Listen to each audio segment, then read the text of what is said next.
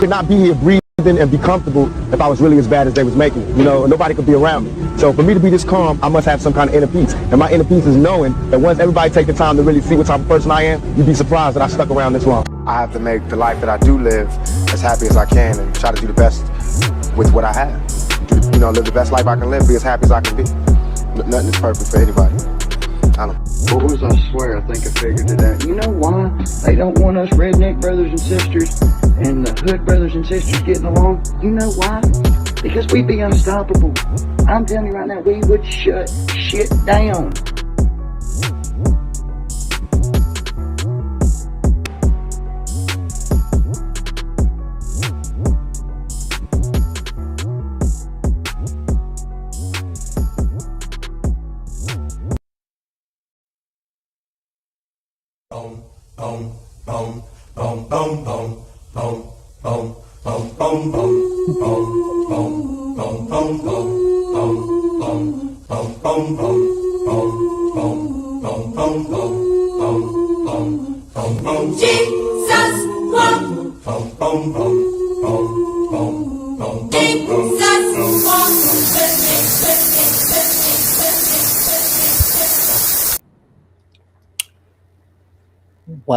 Welcome. Let me put myself on the screen. Welcome, and good evening, everyone. Welcome to Grace Uncensored. Tonight, we're doing a deep dive on Karmelo Antony trial. So, if you don't know, we have been doing deep dives on a lot of tragic cases, okay? In this case, we can't let it go unheard, highlighting that we have some upcoming events coming up. So before we get into that, I have a lot to unpack today. This is going to be a really, really deep dive. We're going to be, hold on one second. Let me put Carmelo back on the screen. So tonight we're going to be basically showing the audience how Carmelo Anthony was set up from the beginning. So today we're going to be presenting you some information. We have like a 40-minute cook. Okay, we got some good clips from TikTok that's highlighting some important information about the judge, Carmelo lawyer, and the prosecutor. Okay, we're also going to go into the evidence of the Carmelo Anthony case, what's inside of it. So we did look at the video, the last live. We looked at the video and it was in high definition. It was pretty good. So what I did today was take a zoom in clip, the best that I could, of Carmelo Anthony's situation. And I think we have some things to unravel. There's some things to unravel. Lastly, after we go over that, we're going to kind of like go into the evidence. Okay, other evidence such as we're going to be looking at witness statements, the coach witness statements, and we're going to like take it from there. We have a whole lot to show you. Let me replace this on the screen so if people don't know what's going on, they should know. Now, let's play this one first. I have so much to show you guys. It is like ridiculous. But I hope you guys are having a good night. If you don't know who I am, because I didn't say my name is Miss Grace, and I'm not a Democrat or a Republican. I am a separatist. And what I do is separate from the BS and I choose God first. Okay. So this is what we're going to be doing here, choosing righteousness first. And we're going to be showing things unbiased. Let's see. Let's put this up. Okay. All right. Now, to give you guys my opinion, honestly, I do believe at first I thought that Carmelo lawyers should be basically going for not just a mistrial, but also to, I think at first, this is what I was thinking, that they should go for a sentence reduction. Now, the reason why I thought that is because, one, as I mentioned to you guys, the way the case was presented, we're going to show you today, because the last part of this live is the podcast form. It's supposed to be unbiased, the first part, and the second part is like two opposing sides highlighting day two of the trial. But what I have for you is some of, the evidence in real form. But what I do believe, because of the way that it was presented, reflecting to what the podcast is going to do to some people. It's going to offend you. It's going to offend you because when I had to listen to this AI podcast, I had to to step out of my emotions because I had to remember that it's actually reenacting or talking about what is in the document. So this is why today's live is highlighting that Carmelo was set up. So let's stop prolonging and we're gonna keep things going. Please hit the like button. Thank you for being here. We're gonna cook for about 3 hours, y'all. Okay, giving you a heads up. Let's go. And let me know, can you hear? Okay.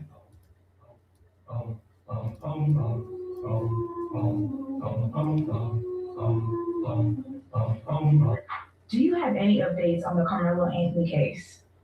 One of the things that I will say is next week we'll be in court on two motions that were filed: motion to recuse the judge and also motion for a new trial. So it's an uphill battle. We do ask for your prayers, not only for the legal team, but especially for Karmelo Anthony, because if you believe in the Constitution, it's being tested. And right now we want to defend him as best we can and see if there's a way that we can get him an opportunity of justice.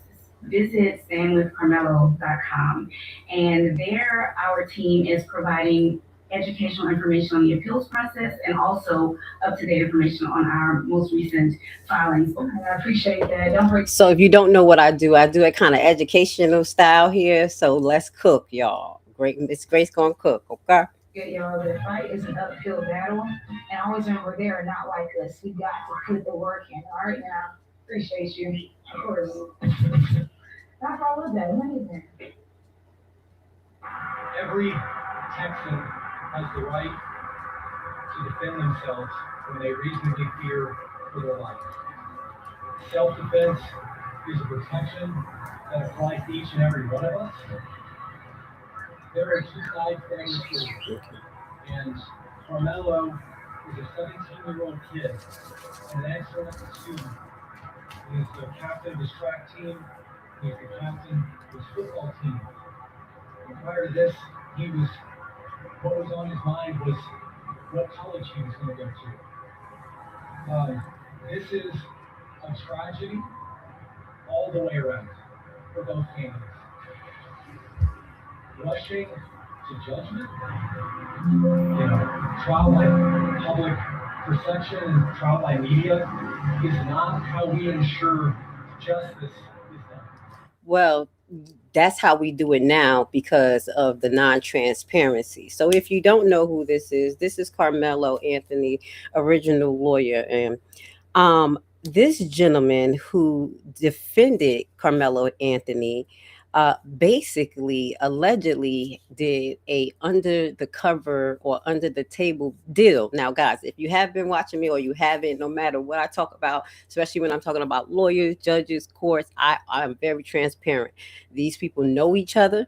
They help each other get sweet deals between case. Like, for instance, they'll say, hey, look, give him probation and this, and then this next case you got going on, look, this is what it really is. Da, da, da, da. Okay, we could do this. And this is how they exchange our life as though it's a game. It's really like heart wrenching to talk about, but it is the truth. So this is what is assumed to have gone on because of this sworn affidavit at the center of the controversy right now of him that stands in the middle of this appeal. Okay.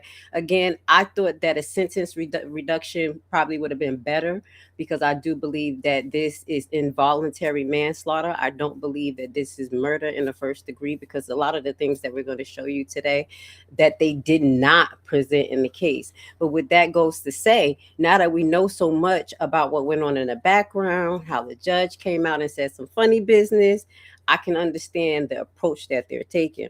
So allegedly on July 15, Mike Howard, one of Carmelo Anthony's primary lawyer, trial defense attorney, laid out this document of a multi-month timeline and quiet negotiation, detailing the exact perimeters of the alleged gentleman agreement and how it suddenly collapsed, fundamentally altering the defense strategy. So we're going to finish listed a little bit more and we're going to let him cook.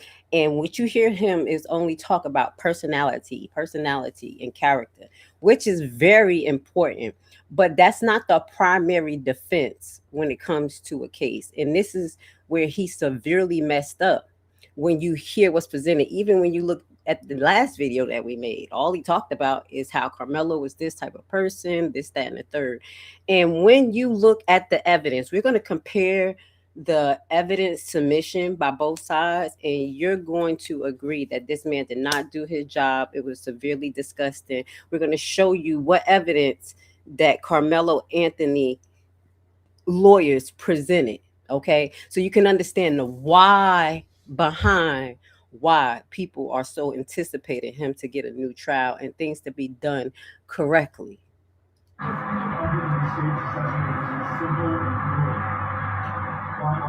Well, the fact of the matter is, like I said, there's two sides to every story, and we've only heard one side. In any criminal case, the police investigate, and the defense is always far behind that. And so it is a. So let's move forward just a little bit because this was like a 6-minute clip. On the hearing and what was going on and what the judge was saying. I think we have to all remember Karmelo is a 17-year-old kid who's never been in any sort of trouble before. If you could just put yourself in his shoes, this is a scary, bewildering process. And I can't even imagine what was going through his head, just as I'm sure I can't imagine what was going through the heads of the Metcalf family. So this is something that is new to all of them and incredibly trying. We also going to flash back to the 2 interviews of the Metcalf twin, the surviving twin. You're going to hear some things and we're going to revisit it so people can understand why everybody felt like this should have been a mistrial, that a lot of information was not let in, and they didn't take a good legal approach. But the people who want to know, why were you selected? I mean, what is your Listen really closely. This was a great question. Why was he selected? In a few clips coming up, you're going to hear why he was allegedly selected. Okay. Good old boy system, allegedly, until proven. I can't speak as to why I was selected. In any case, it's important to have an attorney that you connect with, that you feel has the right amount of experience and the right investment in the case. And I'm not speaking to anybody else. I just know that that's important. So he made a statement here that he hasn't spoken to anyone else, and I'm just going to add this. I believe if they do an investigation, they're going to find some connection between him, the judge, the prosecutor, highlighting that it is alleged that him and the prosecutor actually worked together in a law firm. Okay, so let's just finish listen while they make sweetheart deals behind their client's back and don't let them know to, a couple of hours before they have to make a decision. Yeah, look, I'm not going to speak for them at this point, but I think you can imagine that the press coverage on this case has been immense, and the online and public reaction has been immense, and unfortunately, as is common in our culture, especially lately, the vitriol and the public reaction, one way or the other, has been intense, and threats and talk of race war, all kinds of insanity isn't good for, obviously, the Anthony family. It's not good for the Metcalf family. It's not good for the peace and safety of our community. So, I would ask, and I know both sides would ask, that the temperature on this be allowed to come down. And we will not. Let's move forward just a little bit. Now, let's listen to my man that's coming up. Let's play this real quick. People in Texas that don't understand that you shouldn't put your hands on people. I've seen a lot of comments about blah, blah, blah. Keep your hands to yourself, and you'll stay out of a lot of trouble if you just don't touch people. Number 2, mind your own business. That's pretty simple. If you see something that's not correct, get somebody that's responsible for that. Now, when I show you some stuff, when we look at the evidence, you're going to, well, the video, you're going to see, in my opinion, I'm still trying to determine there's a 7 minute lapse from when the video starts until something actually occurs. Now, with the evidence that they have, I'm going to show you, it shows the Metcalf twins coming in, and then on one of this particular clip, it flips to the high version of seeing the tent. Okay. Now, then we wait like 7 minutes, a long time, until you actually see Carmelo get up. Now, there's some things I'm going to show you because the clips are just so weird, and I'm just giving you a lot. Now, what my man said right here is totally true, because the first thing that the defense should have really pushed was the fact that, according to the video, to my understanding, and to some testimony, Carmelo was under the tent first, sitting there. When you see the video, and that's what I said in the first live, we have to really pay attention to the rainy conditions. You're going to see it. It's not as like drizzly as people may think. It's kind of heavier. You're going to see kids crowd up under different tents. Okay, so I'm throwing out a lot out there, but I do want to highlight the most important part of everything that was just said is what he said, and that's keep your hands to yourself. And I believe it was about 7 minutes or so of something that is missing. Okay, between 40 seconds of the video that I show you when we get to that part and 7 minutes, it is something missing. So what I have done is record it with my Zoom, and then it was so long I had to like forward it. So this is what we're going to look at today, and you're going to see what happens. A teacher, a police officer. Don't take matters into your own hands because you could die. And number three, just be polite and kind and be nice to people. Goes a long way. Say please, thank you, pardon me, excuse me, things like that. It goes a very long way. You are not entitled to a fair jury under the United States Constitution. People keep saying that you're entitled to a fair jury. You are not. You're entitled to an impartial jury, is what the Sixth Amendment to the United States Constitution. And so when we think about that, people say the following: well, you're entitled to a jury of your peers. Where this comes from is this comes from the Magna Carta, because what used to end up happening was they would bring in, colony and so forth, they bring in professional juries who were elitists, who would look their nose down to everybody and stand in judgment. And finally, you said, no, we're not going to do that. We want an impartial jury who is picked from a cross section of the community in which the crime actually occurred. And so when people are out there and saying that you deserve a jury of people who dress like me, walk, talk, and act like me, and just might be the next best thing, but not quite me, that's not it. You're not entitled to a jury of people who look like you. You're entitled to a jury of the community. You're entitled to that, the community. And so people say, let's break that down just a little bit. So one of the things I do want to highlight, that a lot of us don't like jury duty. Okay, we don't like jury duty at all. So for us to, I'm gonna give it real, me either. I think only one time that I was asked for jury duty in Jersey, and I had answered so terribly to the questionnaires that I never got asked again. I don't know if that was a lifelong stamp, but since I've been in Georgia, I haven't been asked to go to jury duty. But randomly, people get summons to go to jury duty. And I will say, a lot of us, I'm going to say me and average American, is not too gun ho to be a jury. Okay. I'm just going to give you a little example. I had a ticket, failure to stop at a light. I'm always talking about something where I had to fight my own little stuff. I be fighting those tickets. And the jury of my peers, they seemed a little aggravated, tired. The proceedings was too long for them, things like that. Also, we have to take in consideration. So I'm talking about the tenure of the people that's actually there.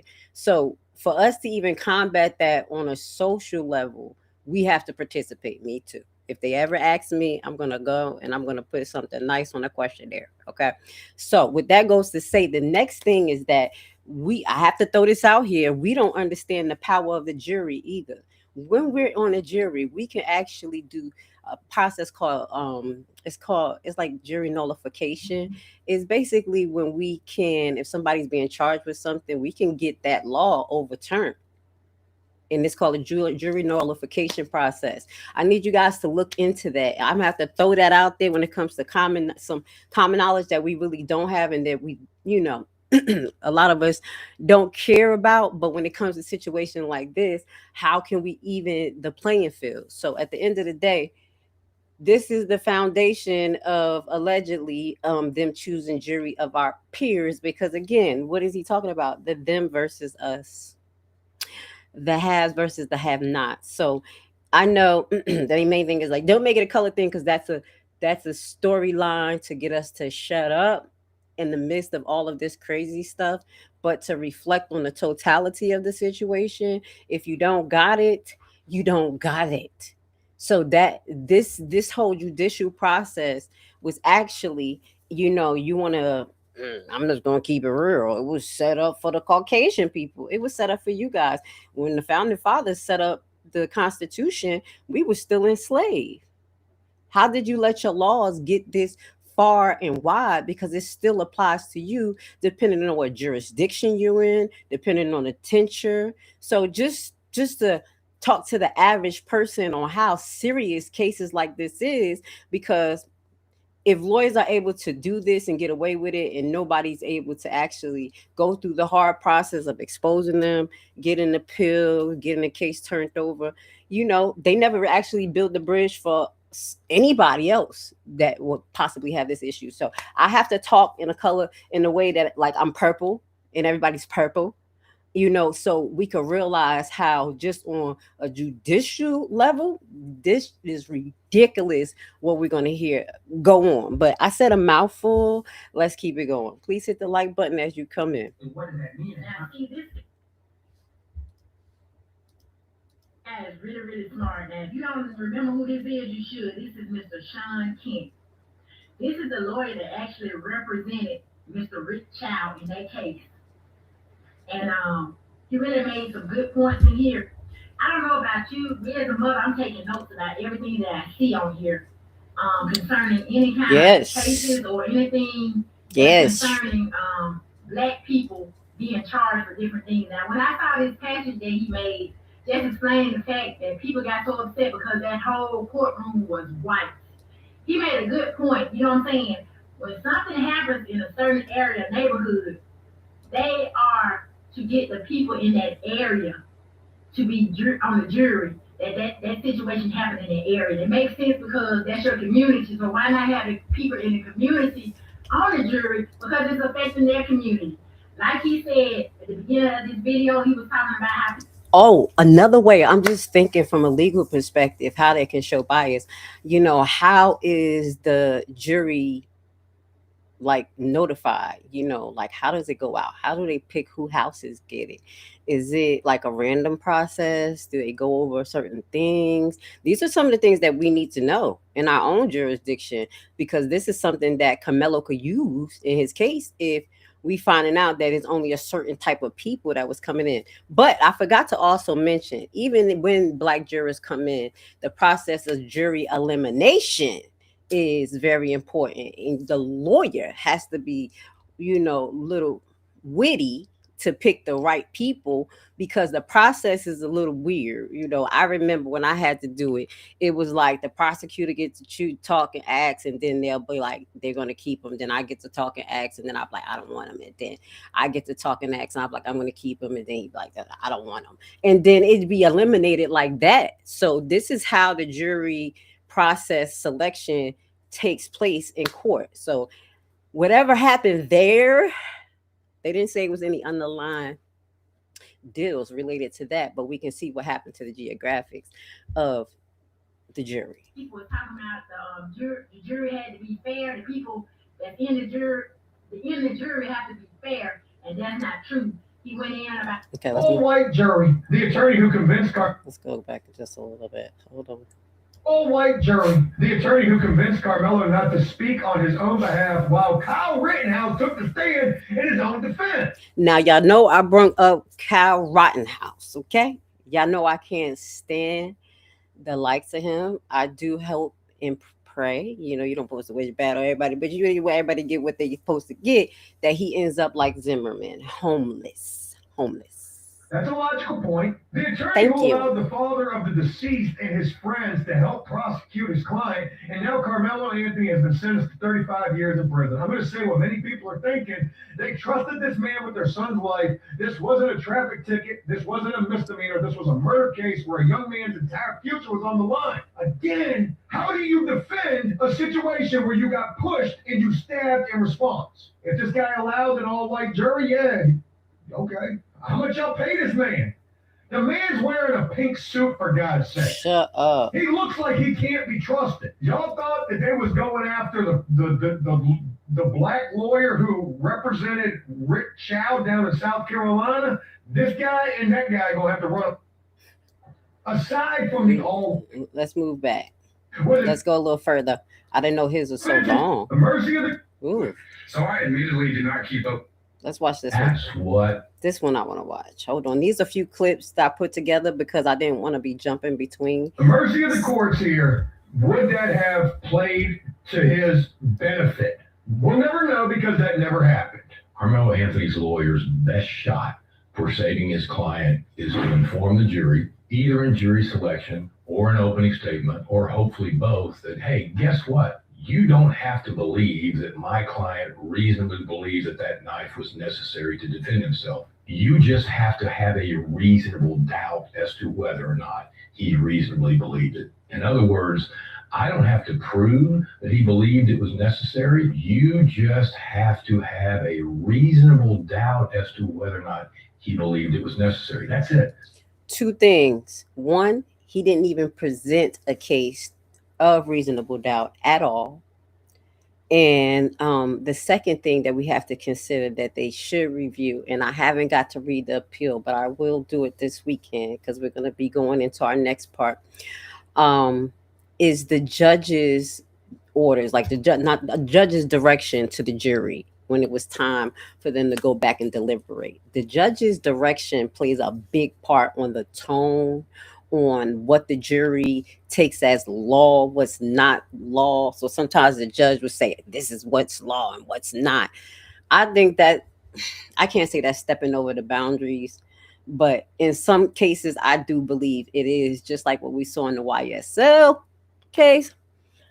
Baby, let's move forward. That judge overstepped his boundaries so many times, but we're going to get into the judge, the prosecutor, a little bit more. And if you have a reasonable doubt that he believed that force was necessary, it is your duty, it is your obligation, it is your moral commitment to find him not guilty. So that's what Karmelo Anthony's lawyer needs to explain to the jury, either in opening or in jury selection, or cross-examination, or final argument, or hopefully all the above. But that's the issue. Whether or not there's even a reasonable doubt as to whether or not Karmelo Anthony believed that that knife was necessary to defend himself. Karmelo Anthony's lawyer, Mike Howard, did not even try to represent that kid. Let's get into it. So I admittedly did not keep up with this trial because I did not want to hear secondhand. I want to know what happened. I don't want somebody to tell me. This is how I make my videos. I give you the proof. I don't tell you what happened. Did you know that Mike Howard did not call one medical expert to the stand? He is claiming Karmelo feared for his life. Karmelo was being surrounded and pushed on wet bleachers while it was raining, and Mike Howard did not call one medical expert to the stand to tell the jury what would happen if Karmelo was shoved down 3 bleachers on these wet bleachers. Exactly. And we do have the clip. Let's pause real quick. We're going to put this down and we're going to show you the clip on the bleachers. I think, should we jump and show the clip on the bleachers? He didn't explain anything about Karmelo Anthony's health. He did just a little bit in the opening statements, but this is some of the things that he lacked when it comes to representing his client. Let me put this on the screen real quick. We're going to look at, because I think it takes a little bit more examination. Do y'all want to see it now, we're going to show it right now, just a little bit, and then we're going to get back to this video because we're going to get into the judge and also the prosecutor. Okay, bear with me. Let's play this one. Let's play this. This is a zoom. I know it's blurry, but this is a zoom of like 2 minutes and 26 minutes, like 2 minutes and 26 seconds of the long video. We're going to look at the video, but I had to because it was at the corner and I'm like, okay, I need to see this. Now, in the first minute, you're going to see basically this is kind of like the beginning of the 7 minutes. And you can see it's kind of open now. Only gray that I can see is kind of like right here in the middle. And it kind of makes sense to what we're going to see towards the time when the conflict ensued. So now I'm going to fast forward just a little bit.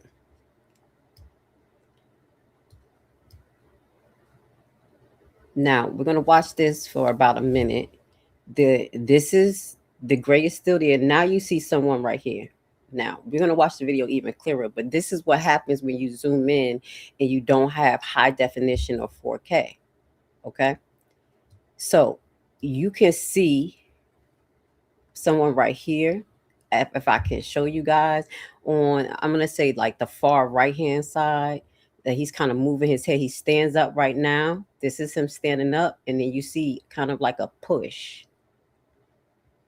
One. And then it's like another push that happens. We still have a couple of more seconds into this. It's one push, one get up and push. It's like he got up and went closer to Karmelo. Now you have to understand that this is not taking place as fast as what they're making it seem. I believe this is over 7 minutes or so, give or take 4. The reason why I think 7 is because they show the twins coming in and then they get to the clip where the twins are in front of the tent. That's why the last live I was trying to zoom into that little tent in the middle because you'll be able to see. So we got another angle of that. So let's finish play this, okay? And this is why people saying now you have someone else walk up. This is after the first push. We have about 26 more seconds before he gets up. And it seems like they're talking. And he's up and he pushes again. And then it looks like a push went back.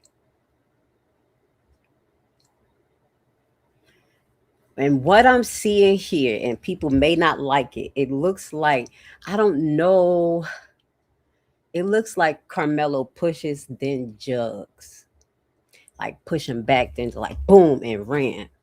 But I'm showing too much too fast. Let's get back to what we were watching, okay? Please hit the like button if you like the information that I share, how I like to deep dive and, just comprehensively show people like details so we can, one, not always look at everything so emotionally, also see the real injustice in things because we take on this narrative and we use words over and over, and we don't get to the minute details that actually caused the situation. Again, this is what we have to address. What led to the situation? Not only the uncontrolled environment, but also what they were trying to keep out of the record. And I just want to highlight this, okay? When in my research, I think it was a reason why this sweetheart deal was something. According to what the affidavits or non-binary affidavits was leading to keep out, and it was like, for what? It says concession by the prosecution. The state agreed to keep Anthony's cell phone records and his school disciplinary history entirely sealed from the jury. Now, I don't know what Karmelo's school history, but everything seemed to be pretty much on the up and up when it came to that. Now, what I think was possibly a concern was maybe cell phone. I don't know. but this is what I found because it didn't make sense to me. Why wouldn't his lawyer want them to talk about Carmelo's character, who he was, this, that, and the third? It was something about this sweetheart deal that made them agree. And then the defense was in exchange, the defense agreed not to introduce gather evidence or testimony alleging that the victim Metcalf and his twin brother had a history of bullying and making racist remarks. This is according to our research. Okay, all right. Is NBC Dallas and the Dallas News. Okay, if y'all need to see the link, just let me know. I could put it at the bottom. Okay. So this is where this information is coming from. So now y'all can understand something played in the back when it came to this sweetheart deal. I don't know. They both had something going on in their background, but in all legally, it was not supposed to be used unknowingly without the Metcalf. Well, Metcalf family probably knew, but without Austin, Karmelo Antony family knowing, or Karmelo to the time he knew. So I just wanted to highlight that. That was something very important that people may not have known why some of this stuff been going on in the background. Let's keep listening. What would happen if he hit his head or his neck? Did not call a medical expert. After you have the medical expert tell the jury that yes, you can break your neck if you were thrown down some bleachers. Duh. As y'all know, bones are frail when you have epilepsy and you're on the medicine. So I know he played football, but you already knew he had a broken shoulder or fractured shoulder, whatever was going on, which made him more vulnerable. And this is what I didn't hear being brought up in the case, but it probably was, okay? Because I didn't read it verbatim.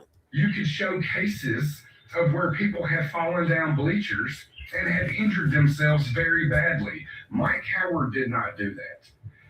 He did not even fucking try. That is a basic. I took 2 years of pre-law at JUCO, okay? I have represented myself in court, but it wasn't to a jury, it was to a judge. I know that's right. Like my 4th underage drinking violation. I'm with you. We got our own, but not drinking. Y'all know I ain't with that. Oh, I can't stand that drinking. Let's play this real quick. Yeah, drinking ain't good for me. Because if he fell down in bleachers, he could have broke. That makes the decedent in this case maybe the initial aggressor. But you really still then have to look at whether or not Karmelo Antony responded with appropriate force, the use of deadly weapons, and whether or not he was in imminent fear of great bodily injury. That's the standard in Texas and most every state to determine whether or not his actions, the way he perceived them, the way Karmelo Antony perceived them, when he took out that knife and stabbed him. The good part is if the decedent was the aggressor initially. The bad part for Karmelo, if in fact it's true that he sort of said, touch me and you'll see, because that's that aggression. And that's what I think, that little part that we're going to review. We're going to review it. I'm going to put it on the big one so y'all can try to hone in and look at the corner yourself. It'll be probably a little bit more clear. But that's what I say, like he pushed him, and then it was probably a good 10 seconds or 15 between the next push. And that's when I think he said that. He said it was 2 hits. Okay. And that's when he came to push him the second time, I think Austin sat next to Karmelo, because you see somebody sitting down, and then that's the same person who backs up. You're going to watch that clip again. So it is intimidation, because not only did he push him, because they testified that it was just a little push, but not only did he push him, then he gets right next to him in his space. And Karmelo and he pushes. You see a push and stands up like Karmelo pushes him, but it looks like, in my opinion, it looks like Karmelo pushed, then jabbed him. It wasn't what I thought I saw, what I thought it could be, where he kind of stood up. That was my main first thing. So I think he pushed him, then it was and ran. Okay, we're going to rewatch that. And that's that predisposition towards violence that doesn't have a place in a true self-defense case. What are the chances of Karmelo, his life being in jeopardy compared to the stabbing of Austin? We do know that he's significantly smaller, and we know that he has epilepsy, so that also has to be factored in, because then you have to think about the cognitive, the brain, and what can happen if he would have hit his head when he fell, if he would have had a seizure. Who knows how risky it is? Did you know that Karmelo Anthony had epilepsy? I did not. Okay, so does that change your opinion on that? It does influence it. Do you know that epilepsy impacts cognitive ability in your thinking? Yes, it does. So that first. Yes, it does. It makes you cloudy. It makes you sleepy, especially if you're taking the medicine. Okay. And epilepsy is nothing that's timed. So I don't know if he had epilepsy and, with seizures. Okay, because you could have epilepsy where you just kind of like, but if it's with signs and symptoms of seizures, that's really a hard diagnosis and a life to live, because it can happen anytime. So imagine, and these things can come on from stress, light flashing. It depends on what's your signs and symptoms. These are some of the things that I know. If you don't know, I am a nurse. I have 13 years of a background in traveling. I'm a COVID nurse. We ain't gonna talk about that. Survive that. Fuji need to go to jail.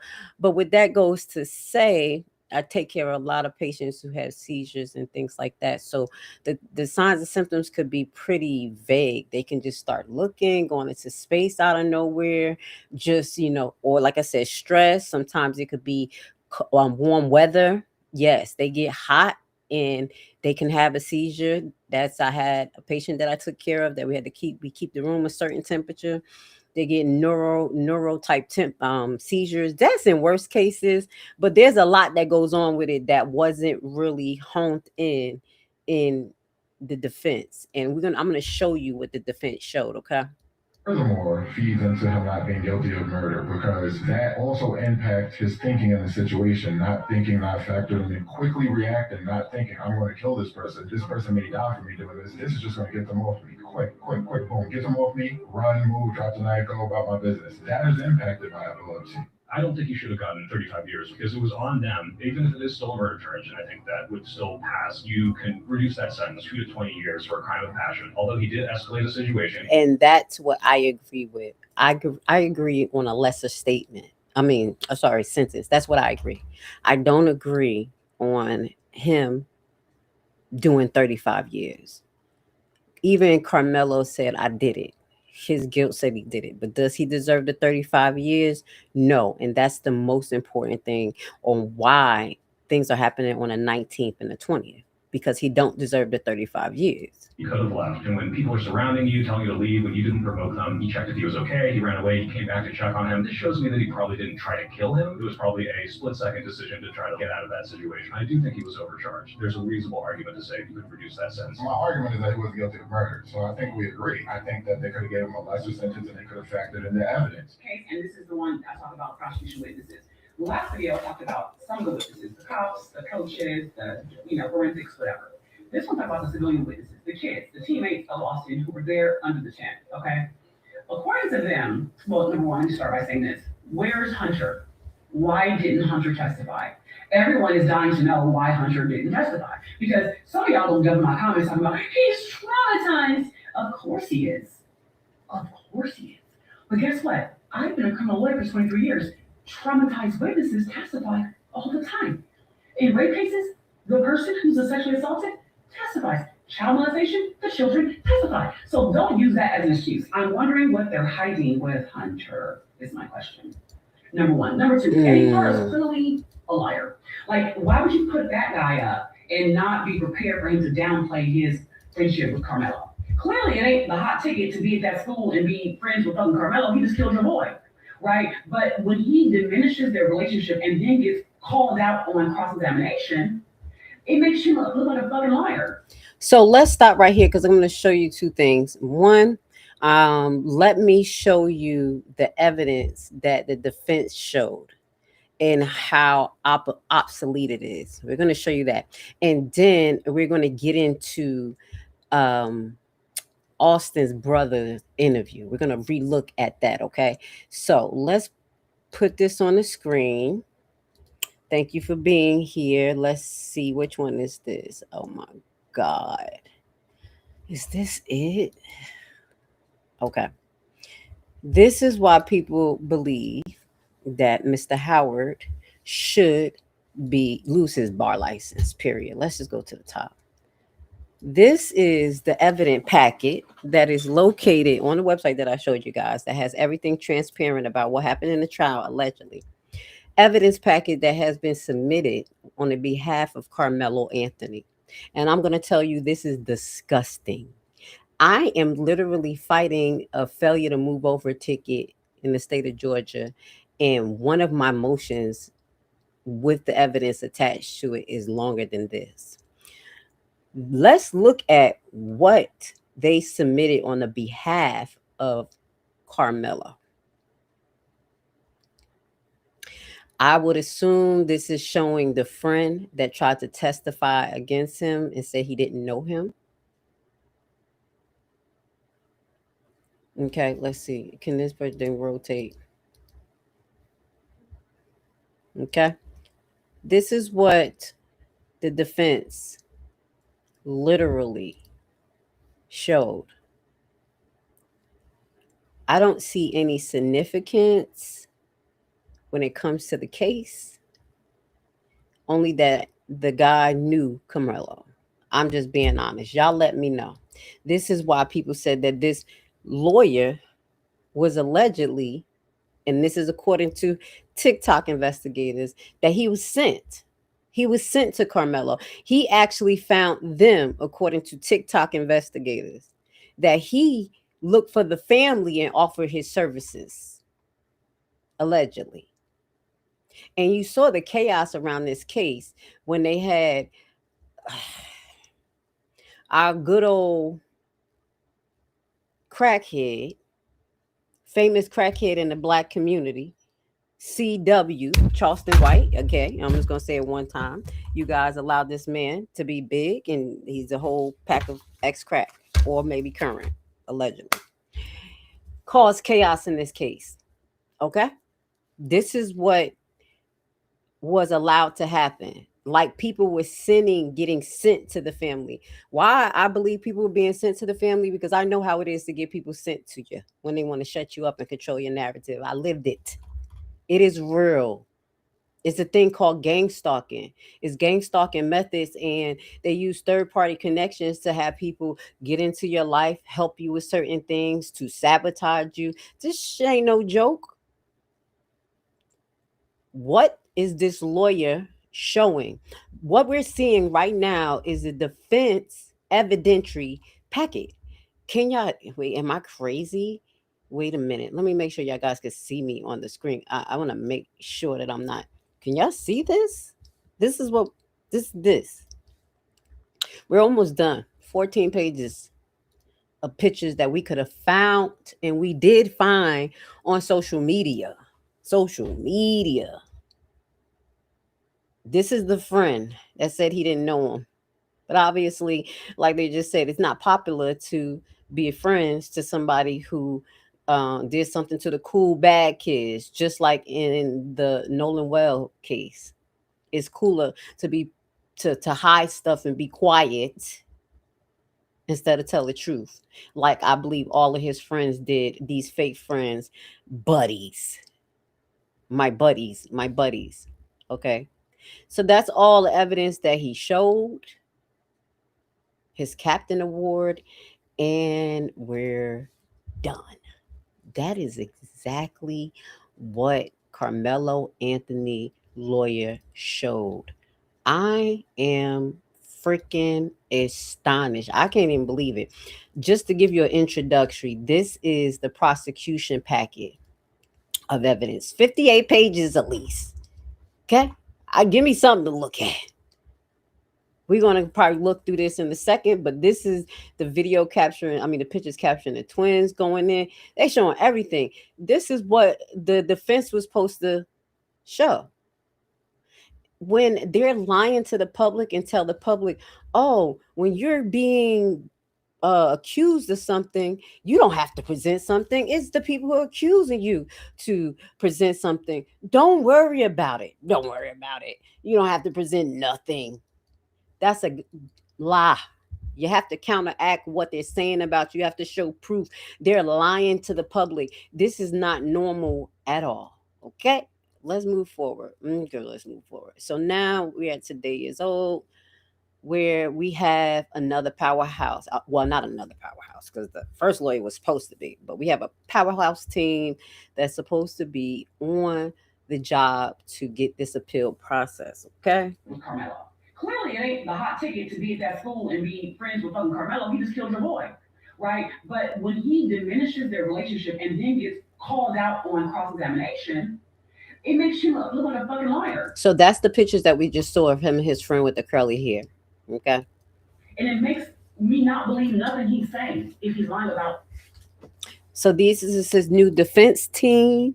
We're going to keep our eye on what happens on the 19th and the 20th. The reason why we're going live and we're doing this series in the middle of what's going on with the Nolan Wells case, because we have to be diligent on all the cases. We can't just have a spree on one and leave them. I know the Anthony family needs our support, needs us to let the people know why it's important, keep the pressure, because we have a new judge assigned, but we have some updated information.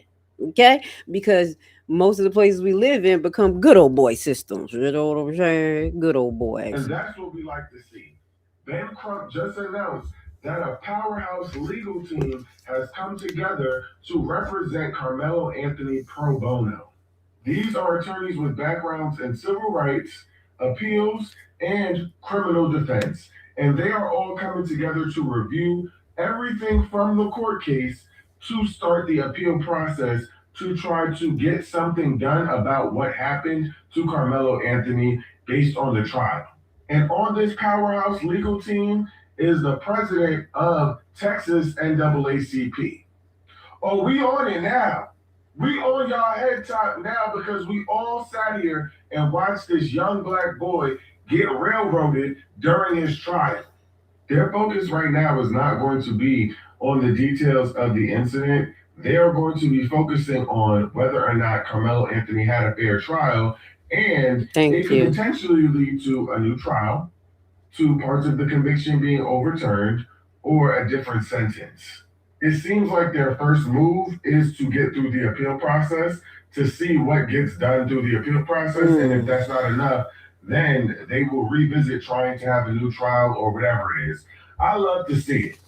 I love to see it. They thought it was donezo for our boy Karmelo Antony. Karmelo Anthony's new defense team filed a motion for a new trial, and I'm not a lawyer, but I read all 193 pages. Go, girl. So let me tell you the 4 reasons they say Karmelo deserves a new trial, and the evidence they say that backs up each of those reasons. So jumping right in with reason number 1, and that has to do with the 6th Amendment, which gives every person accused of a crime the right to a speedy trial and the right to a public trial.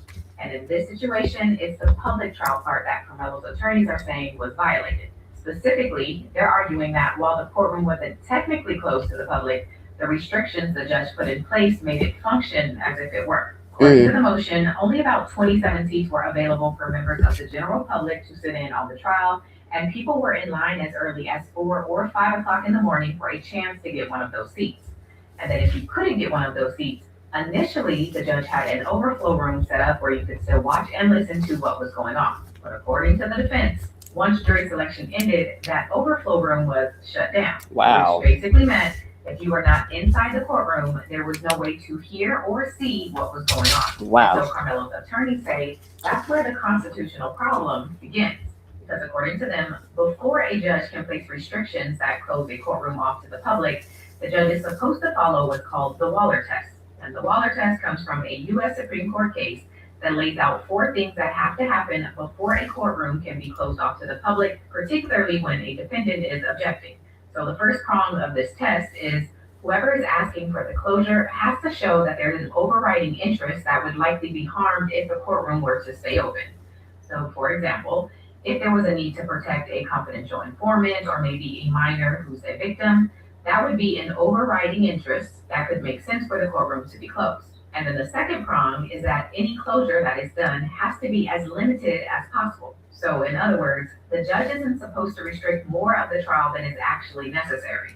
So, highlighting that it wasn't only restriction and bias because, they were allegedly sheriffs at the door that knew people, was making sure that people got in, according to other content creators. And this is why the Anthony's family, Mr. Carmelo, the Anthonys are asking for content creators to go out there, for everybody to have their eyes on what going on, because what happened before was a lot of bias and a lot of bullying going on, allegedly. So if the concern is for one witness that is a confidential informant, only that person's testimony should be restricted, not the entire proceeding. And then the next prong says that the judge has to consider reasonable alternatives before limiting public access. So the judge is to consider things like moving to a larger courtroom, maintaining an overflow room, or using some other method that allows the public to observe the trial. And then the fourth rung of this Waller test is that the judge has to explain the decision on the record as to why he is closing the case. So that means the judge is supposed to explain what important interest is being protected and why this closure is necessary. They're also supposed to explain why any other options won't work for this and why the restriction they're choosing is not broader than necessary. Now, it's worth noting that when the judge for Carmelo's case entered the order limiting courtroom access, he actually cited the Waller test himself. In the order, he wrote that unrestricted public access could, quote, compromise courtroom security, juror privacy, and the defendant's right to a fair trial. But in the same order, he also promised reasonable public access consistent with constitutional requirements. And so that considered, the defense is arguing that despite the judge's promise that reasonable public access would be given, they say that's not what actually happened. So basically, what becomes the evidence for that is that they closed the overflow room, if that's actually true, when they had it already active when the trial started. So, sounding a little good here.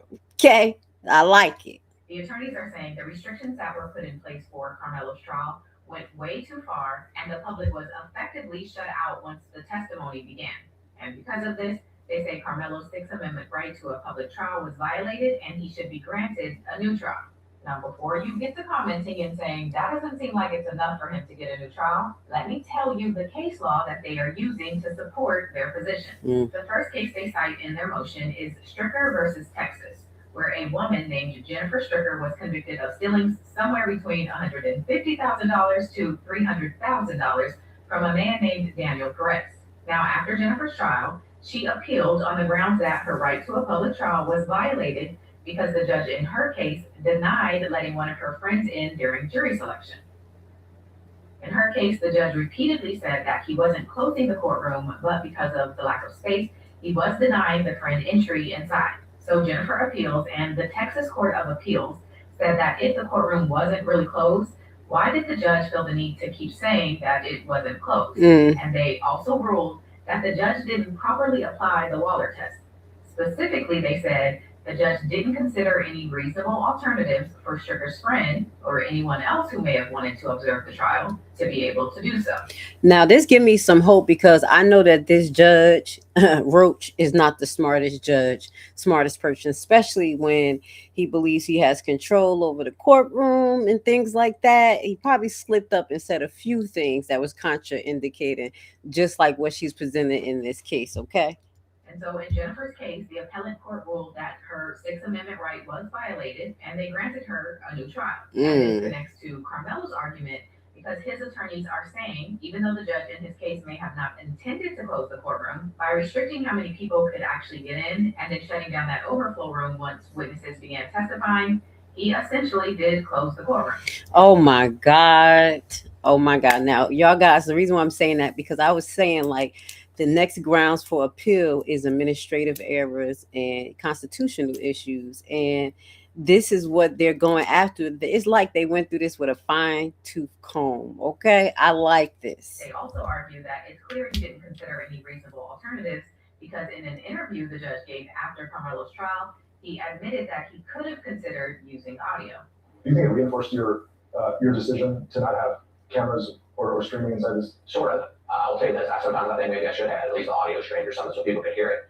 But at the end of the day, I don't think, no matter what, people are going to distort whatever happens or whatever they hear into their own agenda. And So what's the point? You could have gave us the opportunity, because we would have knew on day two what we're showing tonight when y'all listen to the podcast and be aggravated that they was selling Carmelo to the wolves. Literally, was this guy a process? Was it this guy a public defender? Because the way he behaved in this trial was like he was a public defender. Like literally, when you have the public defender, be ready to give yourself up. And my thing is, why would he push for them to take it to trial? Why? Allegedly, it was a deal for 10 years for Carmelo. Allegedly. Okay. I don't know where it's written. Hopefully, I can find it. But if it was, and I was his defense attorney, I would have said take the 10 years. Because even with involuntary manslaughter in certain states, you're getting high numbers. I.e., I know one of my family members who's doing 20 years for involuntary manslaughter, or I think yeah, is murder. Sorry, in the first degree, and that's 20 years, 20 to 35. Yeah, 20 years. I'm thinking about that. Oh, we all know somebody, y'all. We all know somebody. So moving forward, what that goes to say, let's listen a little bit more how the judge slipped up Roach, but not only saying that he got it right, but now he admits that he may could have had it recorded, and you could have just let people distort whatever they were going to do, and you continue with the proceedings because you knew the jury that you chose. You guys probably already knew the sweetheart deal that you had. You guys probably knew each other. You probably, I'm saying probably to certain things because they haven't totally connect him to Carmelo's lawyer, but you know what happens. And again, that always affects people, affects the fairness of the trial, the safety of the witnesses, the safety of the jury.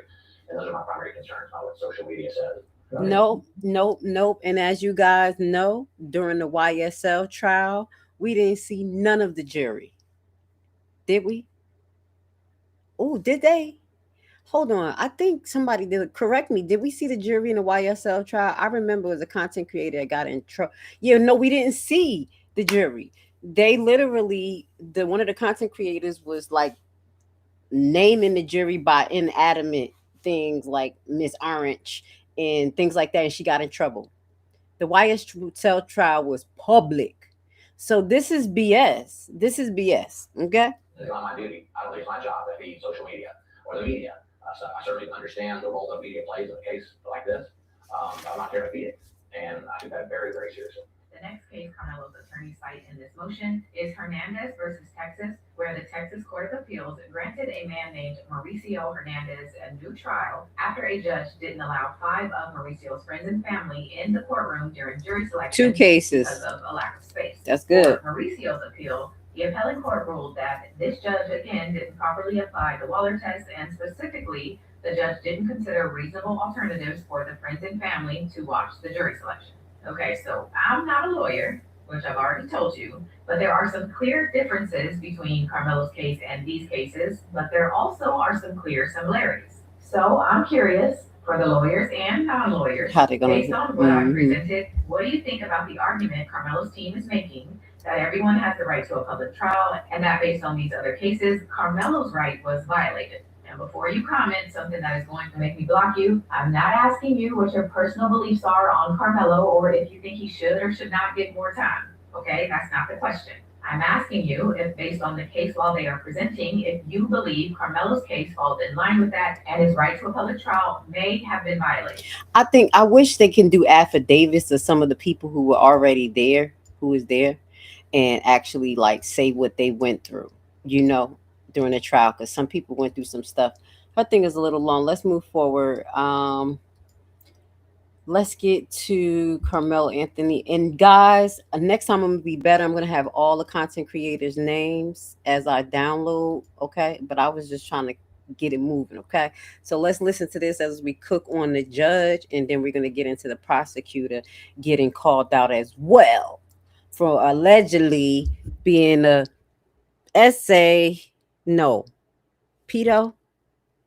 No. Something that we don't like, we not supposed to like in America, but people get away with. Okay? Yeah. and asking why a case this big was kept so closed off from the public. Then there's the question that everyone wanted answered. Did the judge have a personal relationship with the victim's family? Roach flatly denied it, saying he wouldn't even recognize the victim's father if he walked up and said hello. When asked if the jury got it right, the judge said yes, insisting they were picked based on the law and listened only to the facts presented in that courtroom. And here's the line that's setting the internet on fire. Roach said as long as he follows the law, he sleeps well at night. He says it isn't his job to feed social media or the media. This will be his last major murder trial. Secret Service Sam here for the Karmelo Antony trial update, and people are talking about Judge Roach is retiring. Now, he was a judge starting in 2007, but he is now retiring. Now, people think it's because allegedly he is scared that he is going to get disbarred, because a lot of people are saying that this whole Karmelo Antony trial was a bust, that he wanted to get out, he wanted to make sure he had a conviction so he could retire. But people are saying that he could be disbarred as a judge, and that once the truth comes out about this case, because look, they're not letting people view the video. His own attorneys seem to have sabotaged his case. The defense, the all-white jury, people are very suspicious of what happened in this case, as we've been reporting. Let's stop right here because I want to put this on the screen real quick. I would love to highlight this. I appreciate you guys being in the audience. But it says, my gentleman says he's guilty. He brought a knife to a school function. What about, let's just put myself, I want to go a little bit bigger. What about Chud the Builder? What about your favorite guy, Chud the Builder, who literally missed his court date, didn't go to court, but stood outside in front of the court with a gun, started a fight, shot himself, shot somebody else, attempted murder. What about that? He brung a gun to the front of the courthouse. Let's start with that before we start saying things over and over that's stupid. Okay? Because the gun is worse than someone holding a pocket knife because it's actually legal. You don't need a license and it's not an age restriction. So, guys, continue to make your comments, but make it make sense and let it not be filled with stupidness and hate. We get a lot of those over here, but I'm trying to build you up just a little bit so you can have some critical thinking skills because, again, what they do to us and other nations and you, because a lot of you died once you don't agree with the system norm. Charlie Kirk, allegedly. Allegedly. We're going to move forward. Hit them where it hurts. Okay? Let's go. People are saying, but we will talk about the use of force that's in proportion. I'll keep that 100. We'll talk about that. Okay? But yeah, I'm just saying, don't be biased because I could bring up other examples that just happened. he didn't allow Rest in peace of Charlie Kirk. Okay? Yeah, right. the proper evidence to be submitted. A lot of the witnesses were just friends of the other side. So it's all very suspicious. Karmelo never took the stand. They didn't allow the video that some people saw to be evidence inside the courtroom. They only showed a blurry video. What do you guys think? I will keep you updated on this. Do you think Karmelo got a fair trial? Listen, I will be here to expose the truth behind the headlines on the front lines. Do you? So the other thing that I want to bring up is the consistency of the subliminal program, like what I mentioned to you guys. Bring a knife to attract me, those things. But no one is actually paying attention to the surrounding circumstances.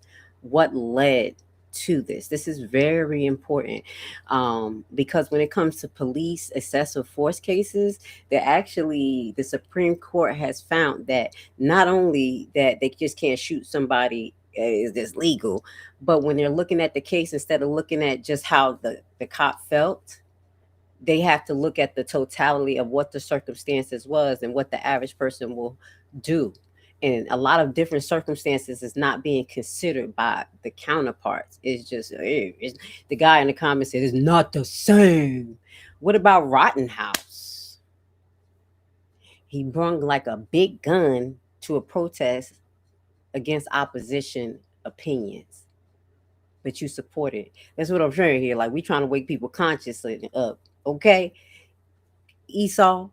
Like, we got to think about this. Like, some, like I said, I'm going to mention it in every live when we're talking about these things that can be stemmed in race base. You're not representing your nation correctly if you're on the wrong side of history, just saying things that just doesn't make sense, that you're contradicting yourself, you're not holding everybody at the same bar. We will all be judged equally. This is all I'm saying. We have to make it make sense.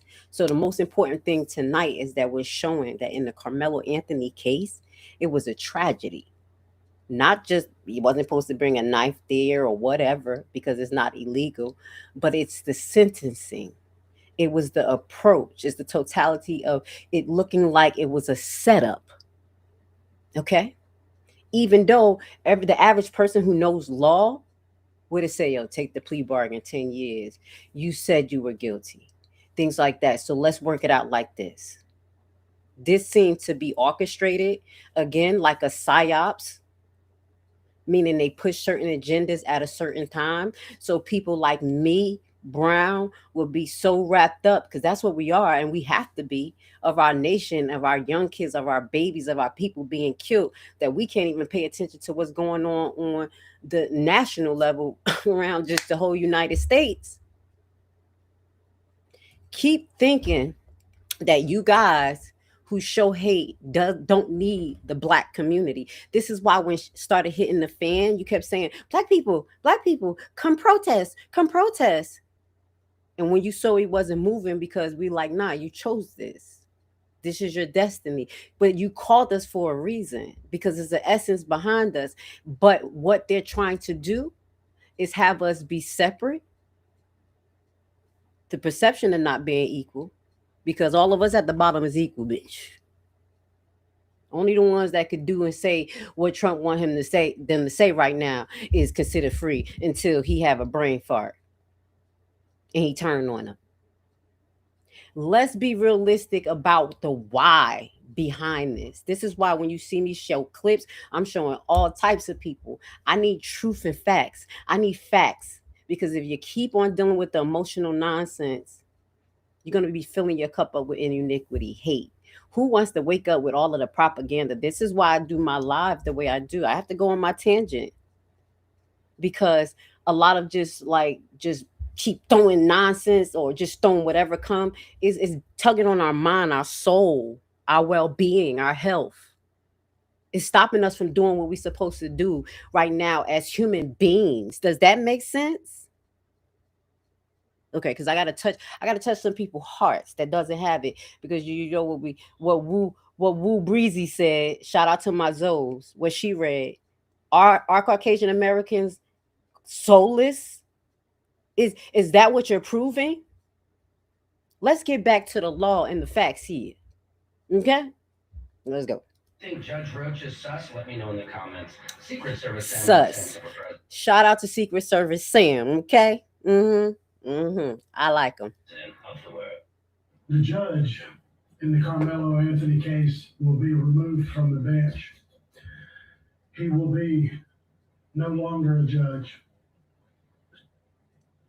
This judge knew that there were red flags and did not allow evidence submitted that would have exonerated Karmelo Antony. This judge kept evidence from being submitted, which is unlawful conduct, knowing unlawful conduct. Wait, stop. This guy right here said, wait. He said, we are not like, I'm sorry, we got to talk about this, guys, because I got my people talking. Lilo, you said we are not more soulless than anybody else. Thank you for even saying that, because I just touched your heart a little bit, because you had to think about it. But comparing the history, you're going to have to rephrase that. Because if it's about a cup of iniquity and we all like measuring it, burn Babylon, burn. Let's move forward. But I appreciate it, because that was like, oh, Mama Grace could touch your heart. I'm trying to save your soul. You got to think about it just a little bit. Not worse than everybody else. Stop it. That's like a kid getting in trouble. He did it too. We're talking about your humanity. Okay? Let's bring it up a little bit. I appreciate you though, soft tell. I appreciate you. Let alone the fact that the judge did not raise red flags in such a high racially profiled case when he was aware that it was an all-white jury. He should have knew that. He should have knew that they would have had grounds to try to fight on that in itself, just because of the situation. Okay. Highlighting the way the media was already addressing it, things like that. There's certain ways that the judge can set up the case to, keep things in order. I.e., I'm gonna have to go back into the YSL judge. He keep it in order, but he tried it, but he set up his court like, I will do it like this, and this is what we're gonna do. Now let's just get into a little bit more about Judge Roach, just the last video about him, and then about the prosecutor allegedly. Okay, and then we're going to get into a little bit of the evidence. I think we're going to get into the brother's interview and then a little bit more of the evidence. Okay, and the suspect about Matt Austin's brother, he was sus. He was sus. He gets excited. Not here deciding whether Karmelo Anthony is innocent or not, or if he gets a new trial. The only job right now is to decide. Hold on. Of defense. See if I can go. Of defense. God loves you. I love you. Love you too, brother. Good job. Well, I've heard a lot that said there were no blacks on the jury, and I believe that fact is true. But it was a very diverse jury and other cultures and other races and stuff. And so I really didn't pay attention to it really because I thought the job, right, is to manufacture some look of the jury or the makeup of a jury. But I thought it was a good cross section of Collin County. Well, a jury of your peers. I mean, Karmelo is black. You could have let one saw that it was going to be a bias. I'm just saying. And then we have to keep in consideration the statistics of the area as well. The diversity of how many black people versus white, and that's how they could calculate the chances of it being a black person on the jury. But he should have made it his business to be aware that it would have appeared biased. But we're going to move forward. And again, they did their job. I think they took their oath very seriously, no matter what their background was. That's like having a Caucasian guy murder a black guy, and then we have an all black jury. Y'all gonna not like that. He going down. He going down, especially in these times. But no, I'm being honest. Y'all wouldn't like that. That's weird. It's weird. Moving forward, I think this is the last clip before we get into the other stuff. Case. A new judge by the name of Sid Harrell has been assigned. So this is about the new judge. Dun dun dun dun. Do we got a chance, y'all? Do we got a chance? That's why I say it's important to push our kids, push ourselves to do particular jobs and get into certain fields that we can start having some control, because we got too much of this going on. Because the hoods that came off and they have went into corporate and other sectors. Okay? Yeah. Or anybody gets excited. Not here deciding whether Karmelo Anthony is innocent or not, or if he gets a new trial. The only job right now is to decide whether Judge John Roach should be removed from Karmelo Anthony's post-trial proceedings. Yeah, we're still there. We all know why the defense wants Judge John Roach off this case. They argue that Judge John Roach created an appearance of bias. They're publicly defending his courtroom decisions and saying he believed the jury reached a correct verdict after Karmelo Anthony was convicted. Karmelo Anthony's defense team filed two motions, one for a new trial and the other one to get Judge John Roach ass out the way. Now, Judge Harrell agrees to remove Roach, then a different judge will take over the post-trial proceedings. But who is Judge Harrell? Karmelo Anthony can get a new trial or not. So to be clear, this isn't a decision on Karmelo Anthony getting a new trial or him being innocent. This is just about Judge John Roach, who refuses to step aside even though his ass is retiring in December. He really just needs to step aside. Y'all know why he wants to stay there, and that's to keep Karmelo Anthony behind bars. We got a damn freak! So this is... We got a damn freak! Oh, excuse me, y'all. This is allegedly about the prosecutor. I respect. It just got turned up real quick. The DA, did you know that there is a 75-page Mm. Sexual harassment of the DA that was saying that Karmelo Antony is a murderer. But you need to be a representative. All right, so I'm here with Dr. Candace Matthews. Shout out to Miss Matthew out there, Dr. Candace Matthew out there kicking butt. I've been watching a few of her videos. Once you click like, they just be covered in. She be on it, doing her own thing. I appreciate. Oh, and I want to send the love and blessings to all the content creators, all of the audience members, everybody who's keeping your eye on these cases. We all play a part. Your thoughts, your heart, your visions. Even if you're against it, it's okay. You know, as we continue to talk about things, maybe you'll open up to even understanding the other side, so we can have these difficult conversations. So shout out to all the different activists. It's not just content creators, because it's not easy for us to present these things. Okay. Shout out to Nolan Wells, the 2 interviews today before I let her play.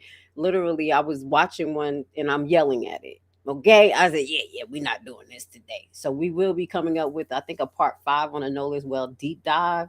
We're going to go over it in a few days or so. So turn your notifications on. But that goes to say that this is not easy to come up here and just talk like everything's regular, go through this stuff. It's really not. So I know I do, you know, as a brown melanated woman here, a woman of God, to be able to help push a message that is going to unite, bring justice, bring truth. Okay? Because we're working with the armor, the body of Christ. You already know the belt of truth. So let's go. She said we got a pedo. No, she didn't say pedo. What she say? We just finished the press conference. Let's do that again. He gets excited. Now here, Hold up. Let's listen to her one more and time. really just needs to step aside. Y'all know why he wants to stay there, and that's it. Really just needs Just to don't step have a aside. skip right. Y'all know why he wants to stay there, and that's to keep Karmelo Antony behind bars. We got a damn freak. We got a damn freak. That there is a 75-page federal lawsuit Mm. for sexual harassment of the DA that Whoop. was saying that Karmelo Antony is a murderer. But you need to be a representative. So I'm going to show you how to discuss the situation. All right, so I'm here with Dr. Okay. Candace Matthews. Shout out to Ms. Matthew. We're going to stop right here. That was my set of TikTok clips. Now what we're going to do is get into the Metcalf brothers interview. Okay. This is the first one. And the reason why it's important for us to revisit, because anybody who watched this sees something going on here, that he's holding back, that is more that he needs to say. And I would have hoped that he would have actually got on a stand, but because he couldn't hold himself, just like what we're going to see in the second interview, this is the reason why these lawyers got together, was like, no, we ain't gonna put him on a test. We're not gonna let him testify. We ain't gonna let Karmelo testify. It wasn't just those 2 issues. They're not talking about the cell phone and talk about the history. It was about who was going to testify and who wasn't, and the why behind it. Let's watch this. Oh, man. I'm so sorry for him. Thank you. I'm so sorry. He's a good kid. We just got a little altercation, and that's really it. But we just had a little altercation.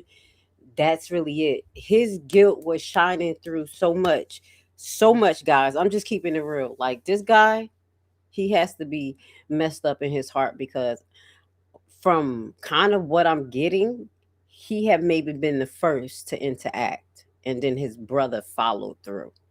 And I think when we go over to Nolan Wells, just to reflect, I believe that Wyatt, my baby Wyatt, oh my goodness, my baby Wyatt gonna have a heart attack before anything. I think guilt is eating Wyatt up. I'm talking about it before the next live, watching what's going on. If anybody crack, Wyatt is gonna crack. But that is the same right here. The grief. He has a good heart. Everyone knows. Everyone around here knows he's a great kid. He just one mistake from that dude, and this. What did he say? It was a little altercation and one mistake. Who made the mistake? Because he was not talking about Karmelo. My brother just has a good heart. Everyone knows. Good kid.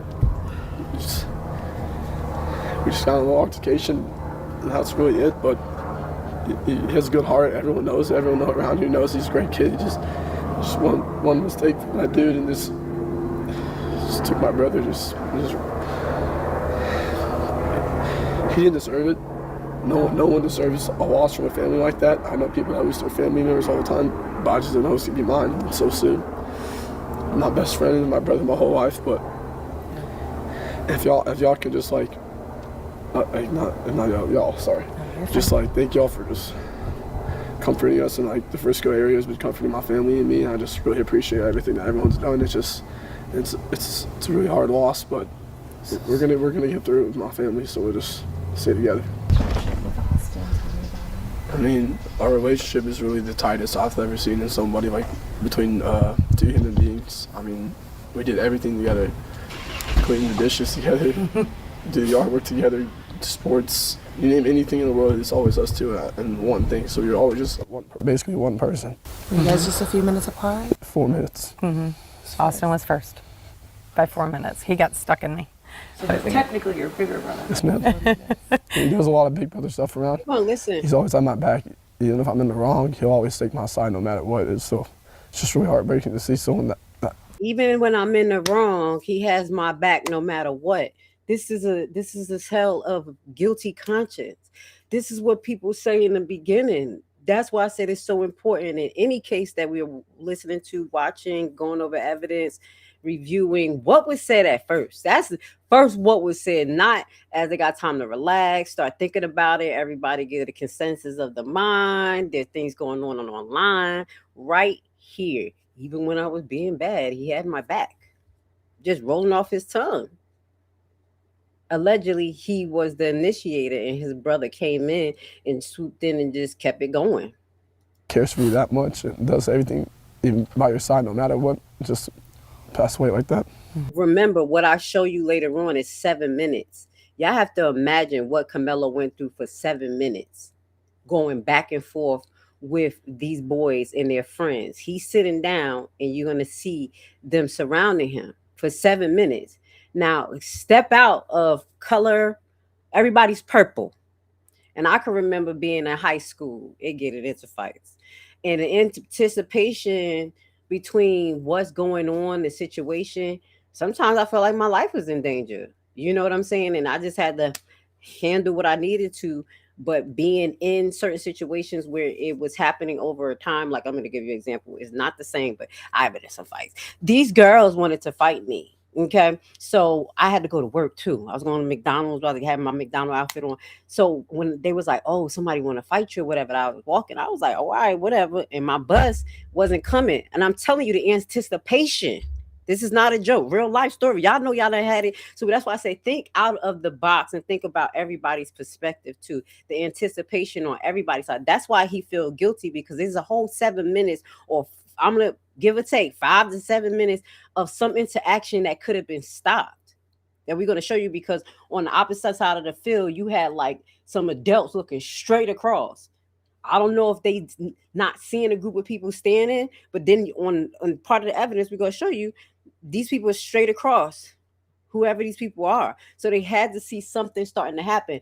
Me, myself, being vigilant, I had did EMT a little bit. If I see anything happen on the field, I'm going there. But back to the fight. Basically, what ended up happening, I went into the bodega just because I got lost track of mine, and I had to wait for my bus, and everybody started around the store. Yo, I had to come out. I had to fight. You know how much anticipation and whatever I was going through. You think if I didn't have a little poker, that I wouldn't have my poker in my hand? That day, I didn't have nothing. Fighting for my life. But I can think back that, damn, if I had a poker, it was going to get it, because I had to fight a few. But I'm just saying, I take myself out of just looking at it from outside and kind of reevaluate it. The anticipation of something happening between those few minutes, I think, was heightening for all of them. And that's why he's guilty. That's why he feel guilty like this. Your mom told me that you were there. Yes, ma'am. If you don't mind, what happened? There was this kid, before I knew his name now, this kid was sitting under our tent at track. We asked him to move. He started getting aggressive and talking reckless. And my brother stepped in and said, "You need to move." And he's like, "Make me move." Austin grabbed his backpack.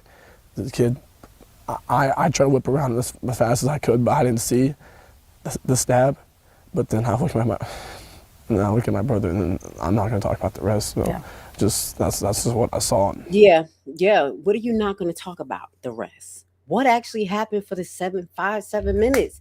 This is something that was not highlighted. It was a good time frame of something happening, and I'll show you. I'm going to show y'all the proof, the evidence on the video they got. I tried to help him, but it was just senseless. Try to do what? It was really senseless. Try to do what? Nothing. You turned around while your brother took the wheel allegedly and pushed Karmelo. We're gonna show you that video. Then Karmelo said, "Do it again." He stuck his hand in his bag, and his brother slipped on the side of him, sat down, and then pushed Karmelo again.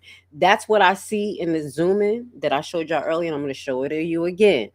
So I have to admit that it wasn't a one gesture that I thought from Karmelo where it was just up and it was like a push and ran.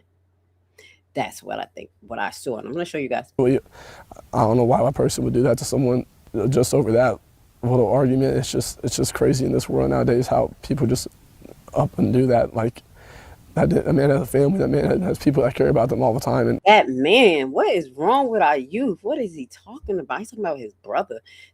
I'm sorry, such a disconnection. I'm sorry. He did everything for our family too. He was a strong man. He was a strong kid. He was strong. And I know I'm strong too, but he's a little stronger. But I'm strong, and he looking like Chubsy Wubsy over here, but his brother's stronger. And that's what we discovered of you didn't discover. I discovered the brother was 85 pounds bigger than Karmelo. 85 pounds. The body of an 8-year-old, I have to say it, 85 pounds. So I just kind of described the time of the tension of minutes that nobody paid attention to, and his defense attorney didn't bother to show, as I showed you the evidence packet. This is why people are calling for it. We need some justice. This is out of pocket. He did a lot for our family and a bunch of stuff that we just don't recognize. And it's just like, especially throughout our friends too, like everyone knew, like he was the peacemaker. That's what I'm saying. Like, heard someone who really makes peace, really calms peace down. He makes everything sail smoothly. Because I get upset, but then he calms me down. He was just always there for me. So it's just really heartbreaking to see like how this happened.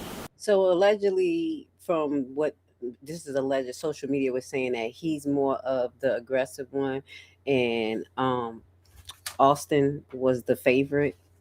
Didn't get much trouble. Kind of was like the diffuser, but he wasn't the angel. He wasn't the do-gooder. Like, I'm a goody-goody. Y'all keep hearing me. Oh, they fighting. Oh, they fighting. They should be fighting. That's a goody-goody who keep like, that's a problem. I don't think these people thought it was a problem to fight. So that's a misstatement. Oh my goodness. And you guys are 17. 17. Yeah, they'll be 18 in July. I saw a lot of articles say you guys were 16. I wasn't sure. Yeah, they're 17. Yes, ma'am. Junior? Yes, ma'am. Yeah. Austin wanted to play football. He would have played college football. He would have. For sure. He definitely used his mindset, his skill level, his IQ at the game was probably the best I've seen in the Frisco area. Yeah. As a linebacker, he was a stud, and I always try to fill those shoes with him and play with him. And I had a blast my whole life playing sports with him my whole life. It was just me and him always get against people. And our last year together was this year, so it's just really heartbreaking not to see him next year. I know that he won like linebacker of the year for the. Just a great guy overall to be I want him to talk about what happened around. And but what would you say about the suspect and what's next? We don't know anything about him. We have nothing to say. I've never met this kid until right then. It really was under 30 seconds, this altercation. I've never met this kid in my entire. So right there, remember that testimony. That's not his testimony. His words on a public platform. 30 seconds. The lies that be. Let's see if I can replace it, and let's put up some of this evidence that I keep talking about real quick, because baby, if you're lying, you're flying. Hold on one second. I want to see if it's gonna let me Give me 1 second.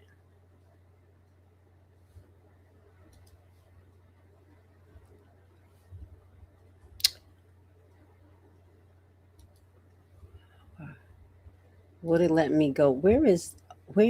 Oh, did I pull out? Give me 1 second, guys. I want to show the video of the evidence. Is this one? Karmelo Antony's lead attorney claimed a broken handshake. Hold on. That's not it. Give me 1 second.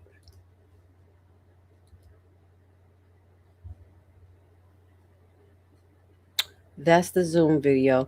Let's play this real quick while I'm looking at for the Zoom video. Y'all watch this. This is the Zoom. This is the video that I zoomed in 2 minutes. Of that 7 minutes, like I did the first 1 minute and then I did the last 1 minute. So y'all watch this real quick while I hunt for the other video real quick of the bigger version.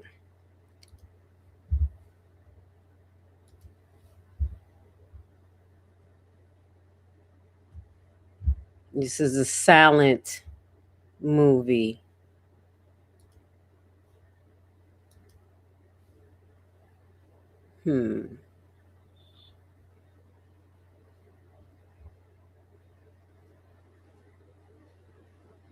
Now y'all keep watching. Y'all gonna see in this particular video. Look at the screen. You see how open it is? Now this Karmelo is here. He's already in the middle. Now between the time from the beginning to what you're gonna see kind of like a flip. You're gonna see where's more people gonna be standing around, and it's gonna get crowded around here. So just keep your eyes on the prize, okay? While I try to find the rest of what I need. Let's take this down.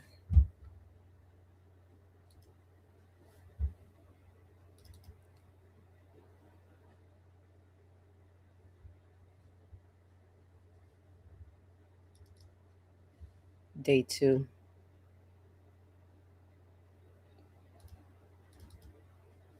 Is this the Northeast Stadium? Let me make sure is that what the one I want to show you. No, I want to, let's see. Okay, this is what we're looking at. I'm going to pull this up, let this come up on the screen. I'm going to show you what we're looking at. Now, is this still playing? We're getting to the 2.5 minute mark. You're going to see basically the crowd get thicker.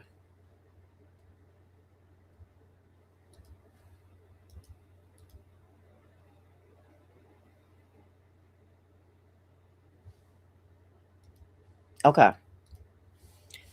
I got the other video up. You're going to see in a few seconds, you're going to see Karmelo basically get up and run, and then you're going to see the full video of this right now.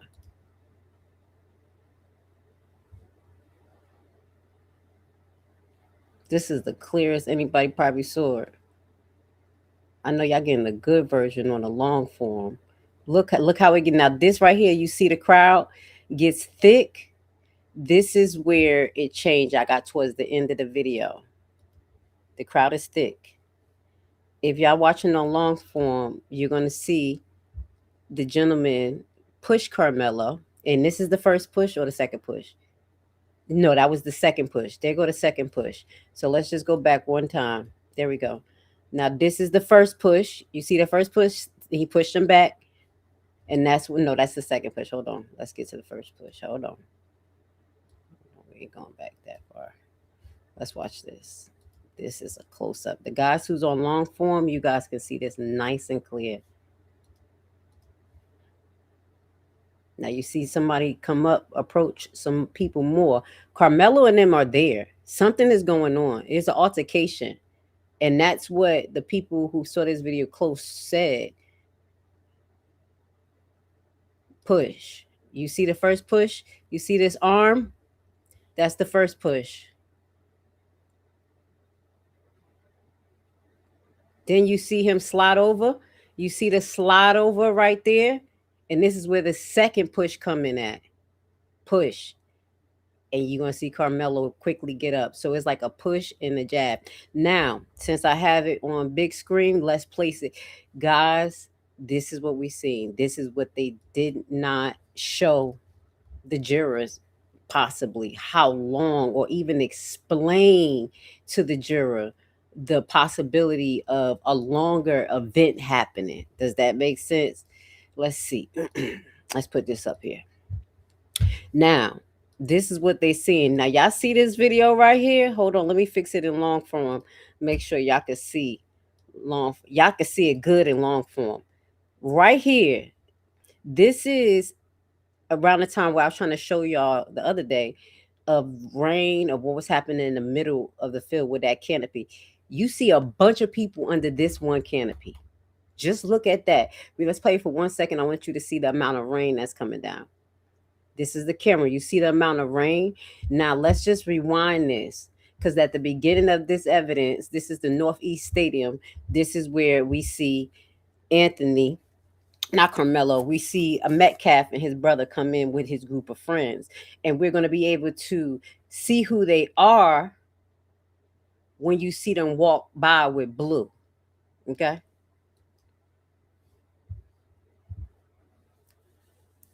Can y'all see it?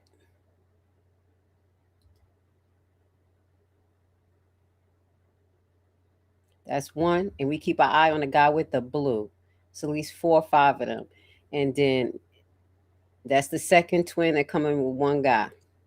So I think this was significant because they were showing this, and then you're going to see them go to the other clip. So I think they were showing them entering, and here we go. They switched the camera. This is another view. And we got these separate views of when things start taking off. There go the boys. Let's press pause. Now, y'all see them by the tree now? You need me to go back? That's them coming in. That's them being there. This video, literally, this video right here is the evidence of 14 minutes. 14 minutes. You see the brothers coming in. You see the blue? Tell me, am I lying? You see the blue? You see the red book bag? You see the twin? Am I lying?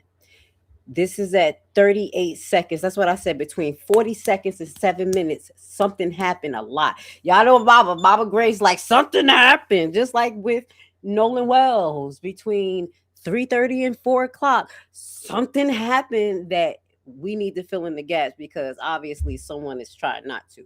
So watch this. This is them disappearing and going over. As the narrative has been confirmed, Karmelo was under the tent already. About time these boys approached. Okay?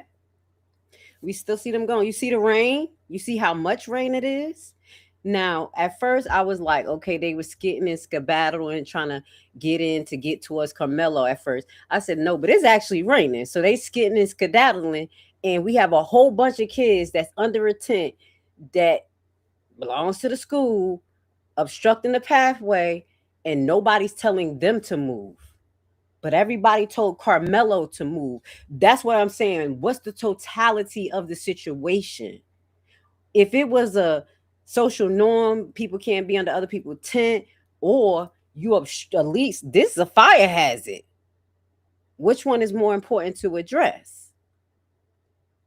As the leader, Austin Metcalf, who is supposed to be the leader of the day, let all these people just be right there.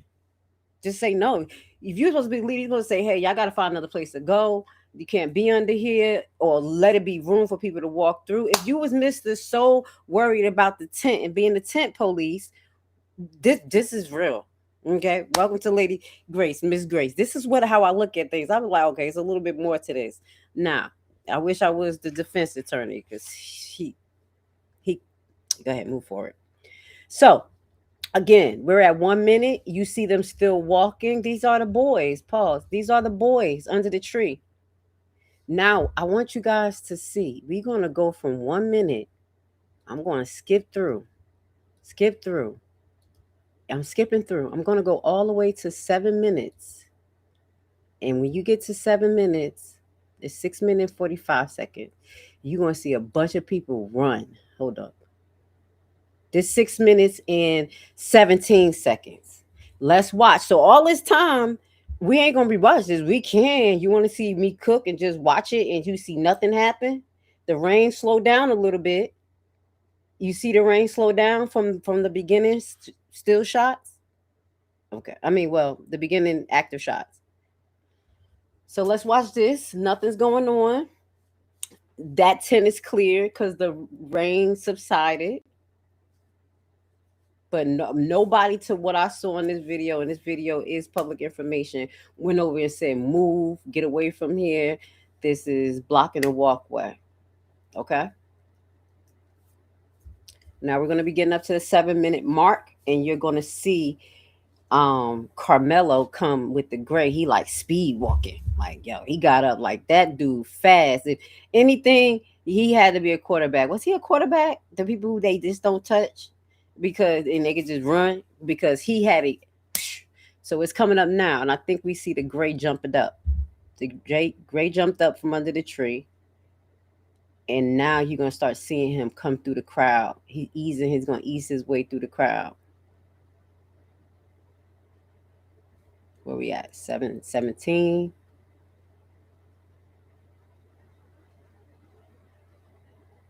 Seven minutes, 17 seconds.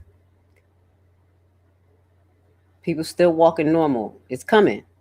I want you to understand the longevity of this situation. 30 seconds, his brother is lying. We're still at 7 minutes and 39 seconds, and we haven't seen Karmelo come by yet. I thought it was 7 minutes on the dot.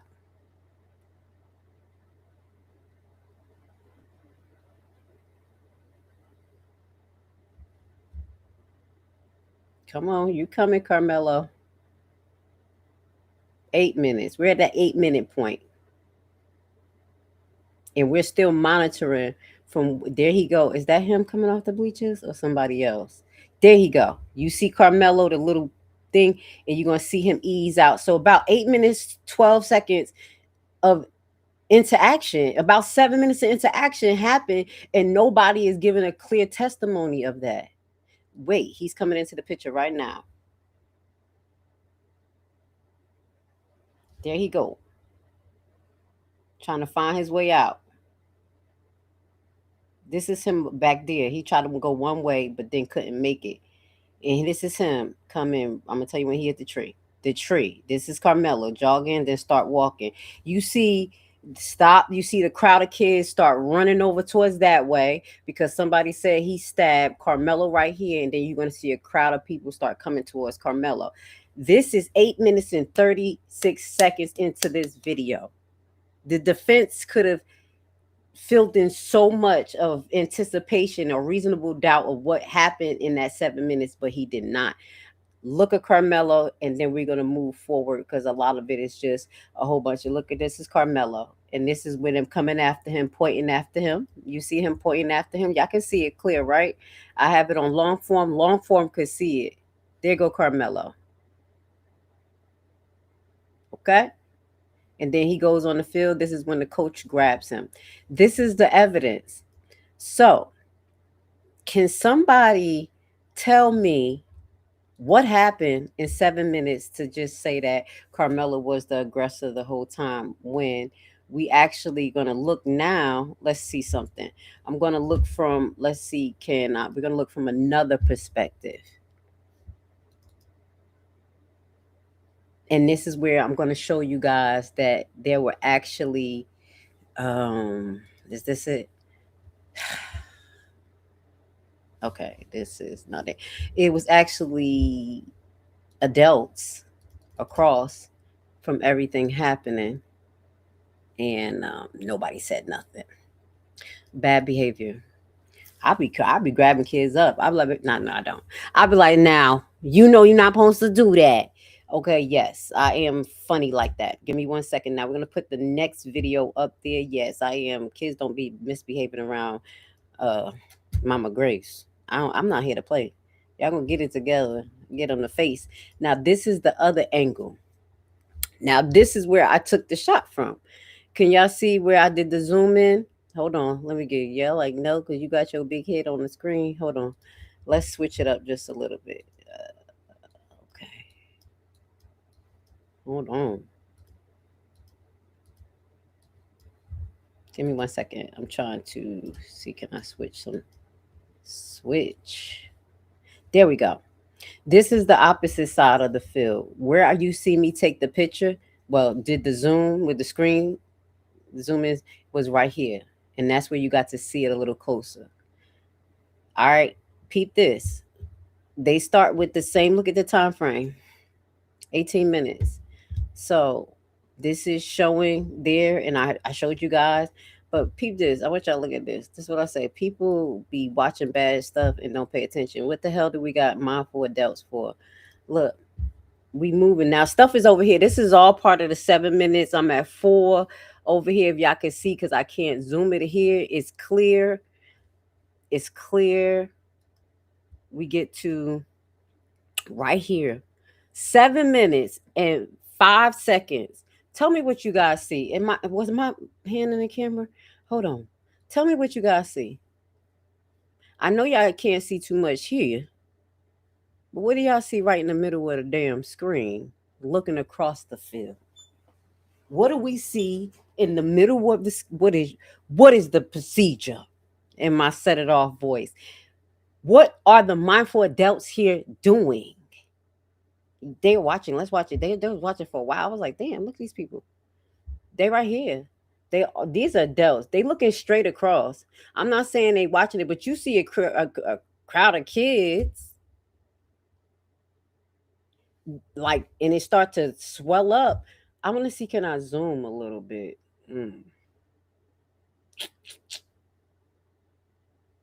Video? No. Contract. Let me see something. Can I zoom just a little bit? I don't know if it'll let me, but baby, I can show you. If y'all go zoom in on y'all computer, on y'all screen, y'all see what's going on here. We're at 7 minutes and 42 seconds. And when Karmelo start running, it's actually 8 minutes and 23 seconds. So let's get to that point, see what the people on the screen are doing, and then we're going to get back to the other interview of his brother, the latest one, and how his tone changed and how his brother kept looking at his mother. We're at 8 minutes and 7 seconds. The crowd is thick. Zoom in, see the difference. I know y'all can't see it right now, but you guys can go look yourself. This is a pretty clear video. Okay?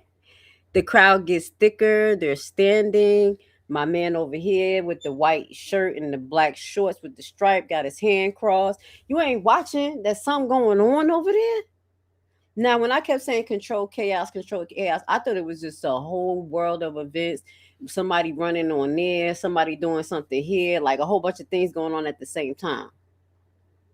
Hold on, let's watch. It just don't look as chaotic as they may seem.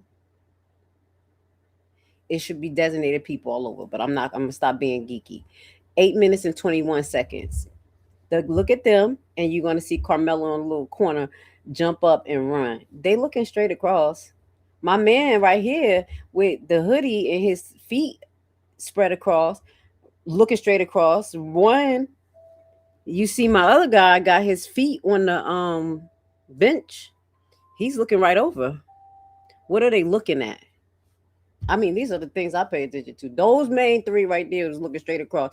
And my man with the umbrella. How long he been standing there, y'all? They watching something. We at 8 minutes and 35 seconds, and I think we're about to see Karmelo run.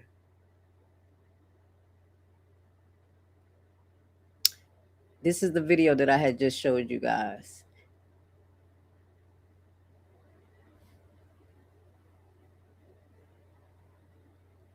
All right. So that was enough of me cooking on that real quick. I think I showed you enough of the. Oh, there you go. That's when everybody start running. Jesus Christ. They go to fight. They go to tussle. Karmelo jump up and he runs.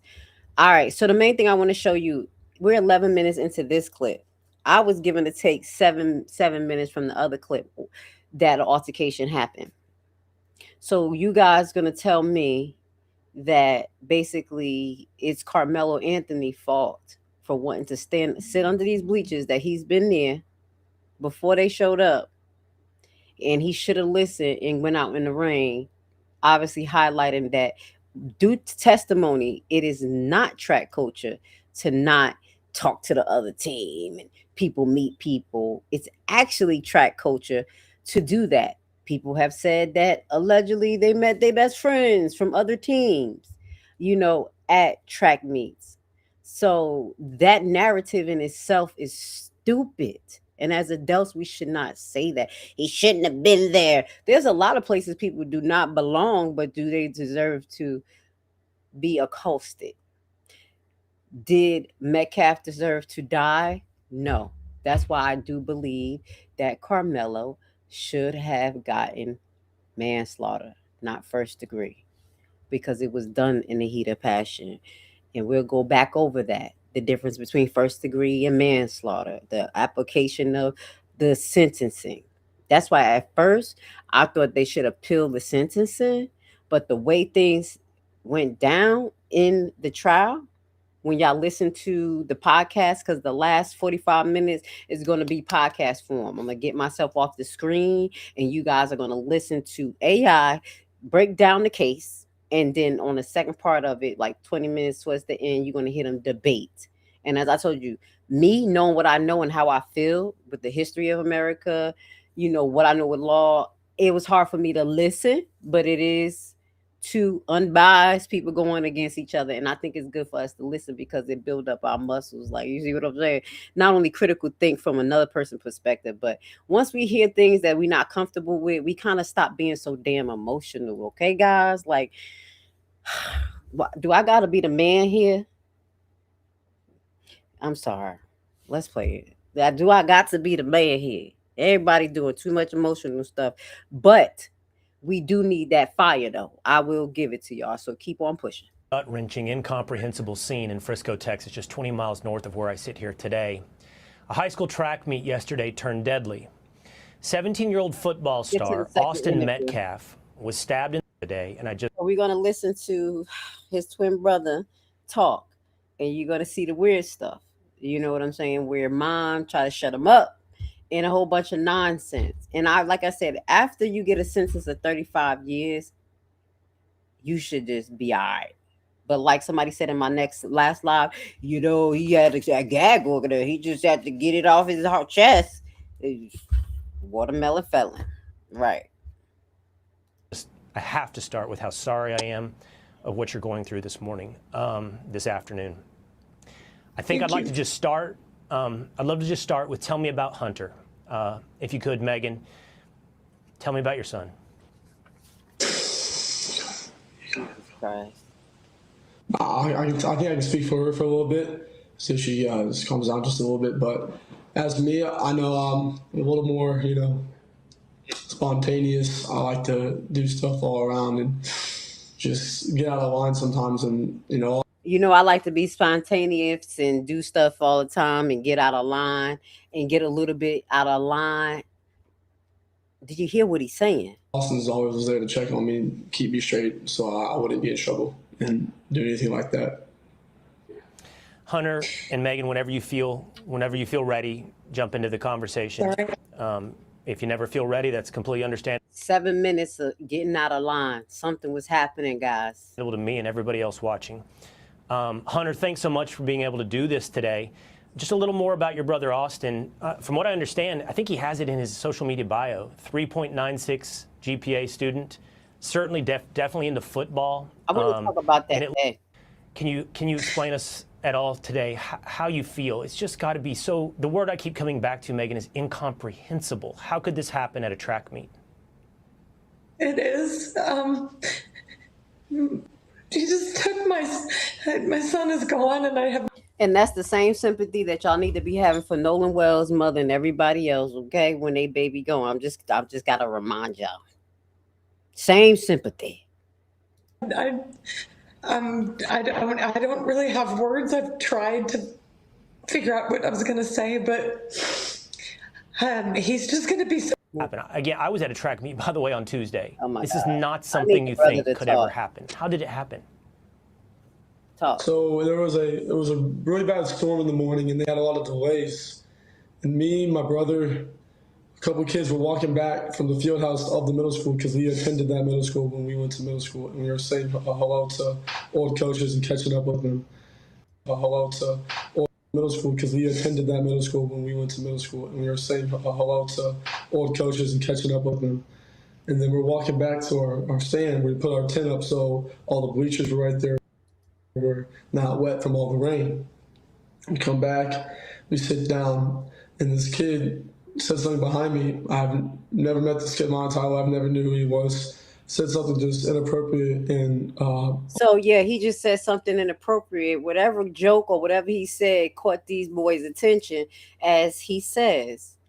And he implements the fact that Karmelo was there and the fact that he just left middle school to go see some people, middle school, his friends, and that's okay. But it's not okay for somebody to be under somebody else's tent from another school. I'm just saying, because this is what happens. I used to go to the high school students used to come to the middle school when I was in middle school, my uncles and stuff.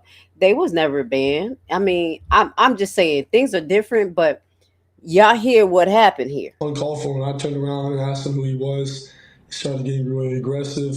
My brother stepped in. He started being, how he always is with me, just brothers. So again, they start off by basically saying Karmelo must have said a joke, something they didn't like. They all look back like, who the hell is this guy? And then they exchanged word, and then his brother stepped in. That's where the guilt from the beginning was showing, because it started with him getting into something, not minding his business. Just having my back, and things started getting more higher intensity, and the kid said some aggressive stuff, reckless stuff. Aggressive stuff, nobody has to give direct words anymore or direct statements at all. Not at all. And also try to handle the problem. And Austin was always one to step up. He always was one to step up and be the person that would do the right thing. And he was doing the right thing by saying to this gentleman that you're not supposed to be in this tent. This is because they have personal items there. A lot of stuff gets stolen, just like that, just precautions and stuff. And our coaches always told us don't let, other schools, mess with our stuff, just sit around our tent area. And we set that up for the girls track every meet we had. So it's just he knew he wasn't supposed to be there, and it's just a tragedy what happened. Okay. I grabbed him. I see. What? You grabbed him. I saw him. Let's go back. He got right down the bleach. Let's listen. Just a tragedy what happened. Let's listen, y'all. And then what happened, I grabbed him. after your brother stepped up?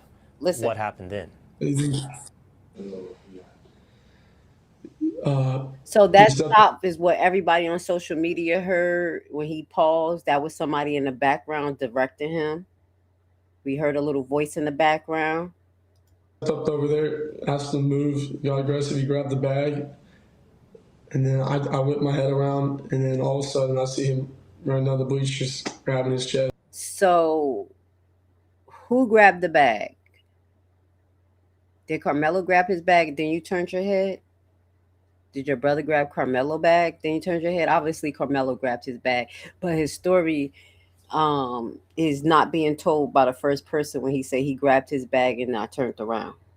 This is when we hear selective memory engorgement. I made that one up right there, where everybody just start talking and then you say something that somebody from a third party saw.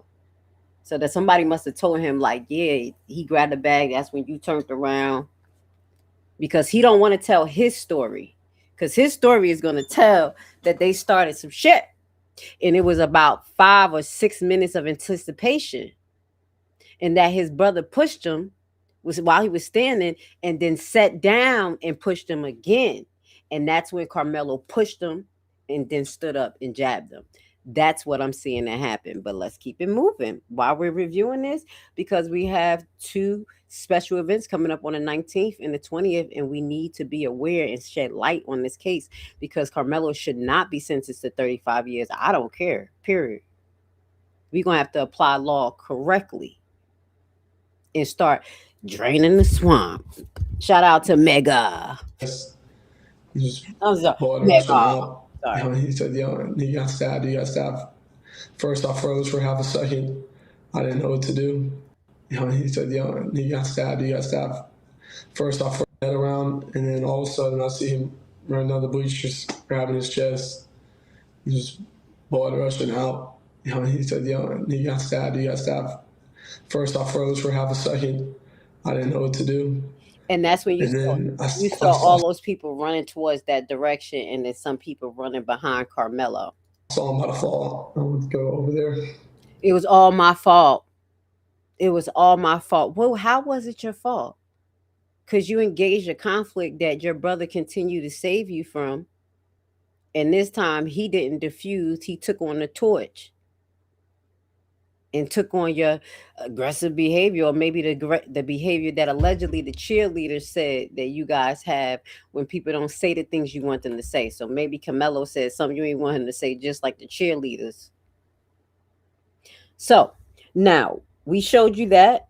Kind of, you see the difference. You got to see how is the control of the narrative, how he's never telling a full story. And this is what I know they lie.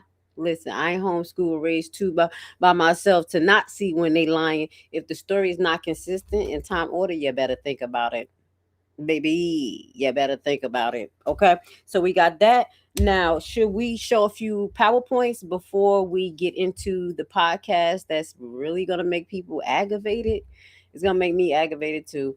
Okay, because that podcast that I got from AI, it just like it really shows you how the defense did nothing, nothing, nothing.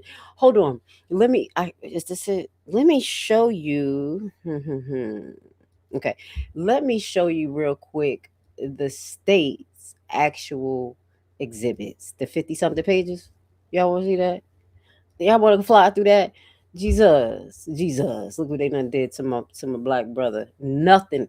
They didn't defend. That was a public defender working on Karmelo case. I feel so bad for the family because it's so hard to choose lawyers or find someone that would take up cases because of biasness.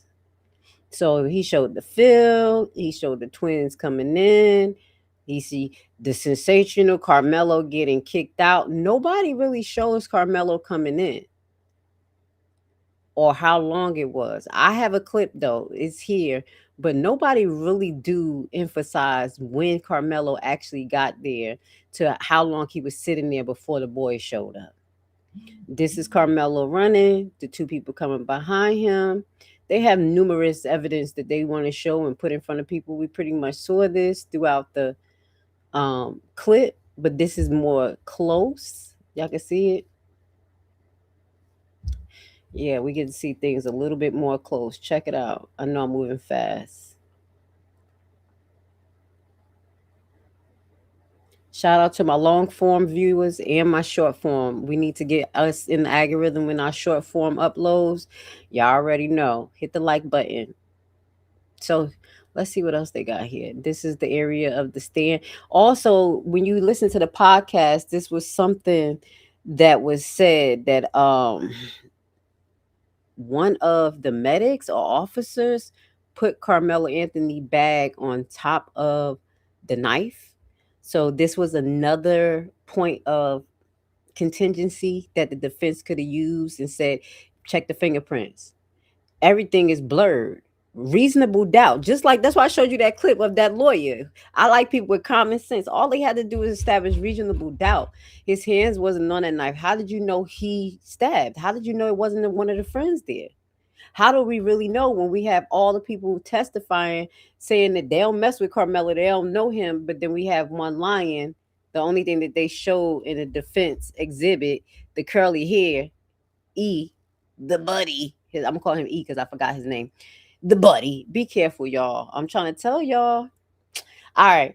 Can you send this to all the towers, Coach? Can you tell Austin to put on his black shorts? Okay. He talks about the show that Austin was in charge. He had some charge. So if I was the defense, I would have like, well, if he was so in charge, why he didn't tell everybody to move out of that walkway where it was obviously a fire hazard and something that he should be enforcing?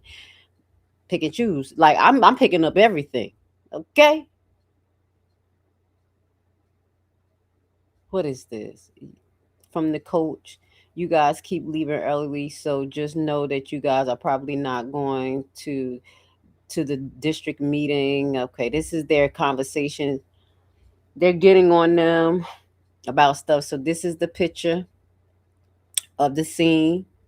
Now this is all that's introduced by the state. Okay, we still rolling. And this a little ass tense. Excuse my language. God forgive me. I'm sorry. I've been doing so good. That's a little tense. So this is the knife,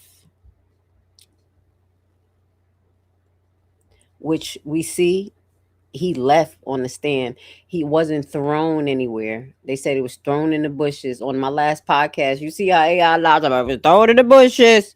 No, it was right here. He dropped it and he hauled butt. So this is an example of another stand. Liberty, Canopy. And this is another. Now, there's stuff that's under there, the other people.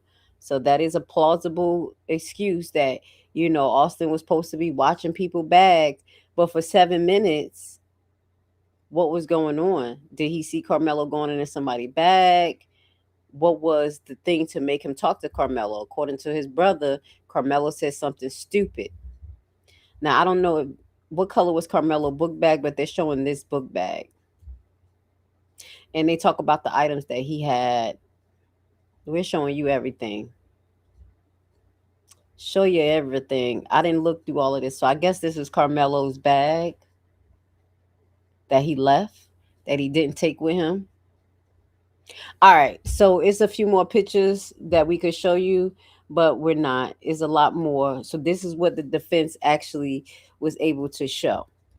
And what the prosecutors, the state was able to show, and the defense, their lack of. Okay? It was just a little bit ridiculous. Now, let's see if we can get to a few of these important PowerPoints that I want to get to you guys. Yep.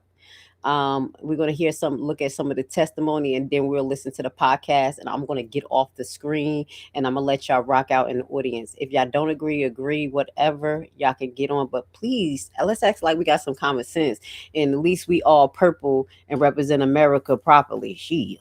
Act like y'all right around Mama Grace, okay? So this is the dispatch of the stabbing. This is the track meet. This was the weather. Again, drizzly, transitioning to steady rain, which we saw. So this was something that they tried to highlight. Did he try to highlight in opening statements somewhat? But no, everything was about sensationalism and Karmelo Antony's persona, which was not supposed to be talked about. It was weird, but I don't know. Anyway, so this is the dispatch. This is just a scene of everything, okay? So let's get to the next one. Thank you for being here. Shout out, I've been taking my time because I'm trying to definitely present in a good manner for the family, for the situation, for you guys, because it's been a mockery that's been going on with these cases and the way that mainstream media is making it seem that we're behaving. Okay? Yeah, cook on this. Okay? So this was the first thing that Karmelo said. He put his hands on me. I told him not to. People was like, oh, well, he told on himself. He told on himself. Literally, he's like, yo, he touched me. He touched me. Just like a little kid would. Like, he hit me first. He hit me first. That's somebody telling you exactly what happened. He hit me first, so I hit him back. I don't think Karmelo has the brain capacity, highlighting his age, and his frontal cortex is not developed like the average human boy. Usually develop around 24, where they have more common sense. That he plant after this high emotional thing that I'm a run and poke, then I'm gonna say he started it. It was all in the heat of passion. That's why I do believe this is not first degree murder. Okay, this is second degree. So this is his demeanor. So we talk about the demeanor, where we're going to show you a little bit of the coaches of what they say, and that shows you more that Karmelo was acting in emotion. It wasn't calculated. First degree has to be calculated, planned. Now, just because he had time to put his hand in his bag and say, if you do something else, I'm going to get you. How much calculation can you plan in those little bit of time? It's either I'm about to get him or I'm going to haul ass or I'm going to do both. It's not too much calculation, but it has to be also intent. And the way Karmelo pushed, jabbed, and ran, his intent may not have been just to like do bodily injury that caused death, because he didn't do an action like an average person would. That was like ching, ching, ching, ching, ching, everybody. Sorry, y'all, I'm Haitian. Y'all picked the right person. I'm telling you, that's why God made me do it like this. And I had to be calm and watch, because I'll be like, yo, if I'm in a situation, everybody gonna die. I'm sorry, God forgive me. We all going to hell or jail. If I got 5 chicks on me and I got a gun, I mean, not a gun. Let's not even talk about a gun, a knife. I don't care where I'm at. A studio, your house, my house, and 5 around me. Pop, pop, pop, pop, pop. I'm getting out of there. More than one person. And I'm just telling you from I maybe not be average. Am I not average? I thought we believe in self-defense in America. I'm not to promote violence, but self-defense. We have a Second Amendment right. We have a right to defend ourselves against our government and tyranny. So we don't have a right to defend ourselves against our own citizens. I'm just saying, I'm just being honest. So this was Karmelo Anthony's defense not defense. First thing he said, where they kind of try to use it against him. I want us to think about this, how this can be applied. Why would he say this? Because I'm guilty. He was guilty. Like, yo, I would have said, I did it. I would have did it. If everybody did that to me, I'd be like, yeah. What the hell was to say next? That wasn't saying I'm a cold-blooded murderer. That's what happened. Now let's get to the circumstances around it. So, this was a PowerPoint that I had, the indictment and the plea, just some information about that, about the charges. The first count was initial and knowing cause of death of Metcalf by stabbing him with a knife. Intentionally and knowingly causing the death. I don't think intentionally and knowingly that he was going to do that. That's where we talk about the heat of passion. When intent to cause seriously bodily injury, committing an act clearly dangerous to human life by stabbing Austin Metcalf with a knife, causing death. Now, I will go with 2 and hold that under the manslaughter, because when you got a knife, you know it's going to hurt. It ain't going to be like you punching. So that's acceptable. That's understandable. Does that make some sense? All right, let's move on, because we're gonna get to the podcast that's gonna get a lot of us mad, but I don't care. We're gonna listen, and we're gonna argue with the people, with the AI. They not people. We're gonna argue with him. So this is the defense narrative. The defense detailed the event April 2nd, 2025, from Melo's perspective. Okay, highlighting that key contextual factors that the state omitted: the weather, and that's glad that he allegedly brought that up. It was raining on and off. His team did not have a tent, only a tarp. Okay, so they were seeking shelter. As you can see, he should have showed the other students being huddled under there. Okay, it was a friendly visit. Again, he should have drilled his buddy E a little bit more deeper, but he was able to present the pictures and say, hey, ain't this your friend? Ain't this your friend? Ain't this your cousin? Which made him uncredible. The confrontation, the situation changed when Austin Metcalf and another student confronted Melo, who was sitting. The defendant stressed the size different. Melo is 135 and Metcalf is 215. Damn, he big. He big. That's big. Okay. All right, so let's go on to the next slide. It's going to highlight the most important stuff before we get to the podcast. Thank you for being here again. I truly believe that this case should be tried again.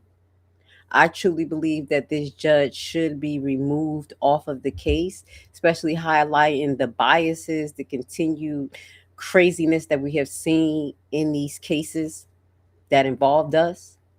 But again, that's just my opinion. All right. So the witness testimony, this is the head coach. So just so we can get an idea of what the head coach said, and allegedly This is when he said he put his hand on him. So the background relationship with the victim.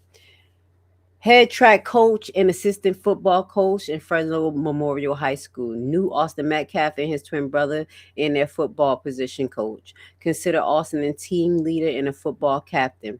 Was upset with Austin for leaving a previous track meet clearly to go finish and had threatened to kick him off the team as a teaching point to motivate him. No, he was going to kick him off the team because these boys allegedly was uncontrolled. They won't even talk to the coach. Now, keep this in mind, people, single parents, I don't know, parents, people got people in football. When your kids act up, sometimes it take a community. You go to the coach like, listen, you better get on him because, yeah, they need penalty, this, that, and third.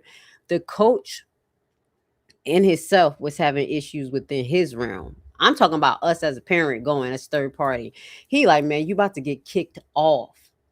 That's more than a threat because once he don't do it, then these boys gonna act up more and more. So that wasn't just, I don't think that was just like a fluff type of threat. Okay. So the day of the incident, sent the text to Austin. That's what you were seeing. To be a leader. Was always from, okay, it says was away from the team tent, retrieving a crock pot from the concession around 10 a.m. This is where he was at. What the heck they was cooking? Okay, so saw commotion and rushed back, finding Austin on the ground with a big hole on his chest. Now, y'all remember watching that video, what I told y'all to watch. It was 3 people literally across the stand just looking like they was watching, like they couldn't have been so much in deep conversation that you're not paying attention. No way. Everybody see when fights and things about to happen, especially highlighting that it wasn't as chaotic as they're making it seem. You saw the video. Y'all saw the video. It was pretty calm, cool, collective. Am I tripping a little bit? Okay. We're getting down to the last 2 things that I want to present to you. And then we're going to get to it. This is the other coach witness testimony. Vince Hopper, a coach at Heritage High School, was on the track when Tiffany Whitaker pointed to Karmelo Anthony. He was walking with his back to Whitaker and turned when she called him out. He was walking with his back to Whitaker. Okay, I'm thinking too much. Okay, she passed Karmelo off to him. Okay. So let's get into what he said. He recounted his conversation. I said, "What did you do?" And he goes, he put his hands on me and I stabbed him. Now, I'm going to say this, and I got to say this. This is my opinion. Everybody not built like this. Like, everybody not built to fight. Like, that's just not the way it is all the time. And when I looked at Karmelo Anthony's father and then rehear the stupid that Charleston White said that, oh, he weak, he this, and just try to get this man excited and just a wicked crackhead. But with that goes to say, I don't think he trained Karmelo to fight. So he may have said, listen, you take this dive, you better juke. Because Karmelo looked like he did exactly what he was told. Boom, boom, ran. He don't want to be in no shit. Oh, excuse my language. This is kind of what I'm looking at when it comes to the dynamics and the upbringing and the way that he moved and looking at the father. He don't look like he was a fighter, which we have to consider Karmelo's background. Did he ever had a fight? Versus 2 kids that's 85 pounds bigger than him and known for fighting and even bullying girls and saying, bitch, I'll beat your ass, for saying, we lost. You my cheerleaders. And it's not allegedly. The TikTok detective have caught it. They have caught the mom in one of those rooms talking about, yeah, it happened, but they never went forward with it. You never correct your sons with it. That's why people don't have sympathy to a certain extent, but I can see. All right, so what else did he say? Give me one more second. And it says Harper described that telling Karmelo that Austin died. If Austin dies, you just change your life for the rest of your life. At this point, Karmelo started crying. Because he like, damn, like this man done did it to me. I done had these 2 big ass linebacker GMO in my face. I know I couldn't beat him. I could have busted around and had a seizure. I'm just kind of saying allegedly, me putting myself in Carmelo's shoes, not black, not white, purple, just me, my age, because I used to get into stuff like this. I would have been fucked up in the head, knowing all the things that I had working for me. I'm just gonna be honest. I could have been in this situation a lot of times. I'm just keeping it real. Let's move forward. I can understand him breaking down and crying, and that's not omission of guilt. That's of guilt, like guilty. I meant to do it. Is guilty. Guiltiness rests right on his conscience. All right, the last PowerPoint, and then we're gonna. I think that was it. That was hyper. Well, we had that one. Oh, so this is the contradicting testimonies that we're going to listen to a little bit. They get to at the podcast. So the key point of the contradictions during the trial was the unspoken rule or the track culture, because there wasn't no track culture. People made friends there.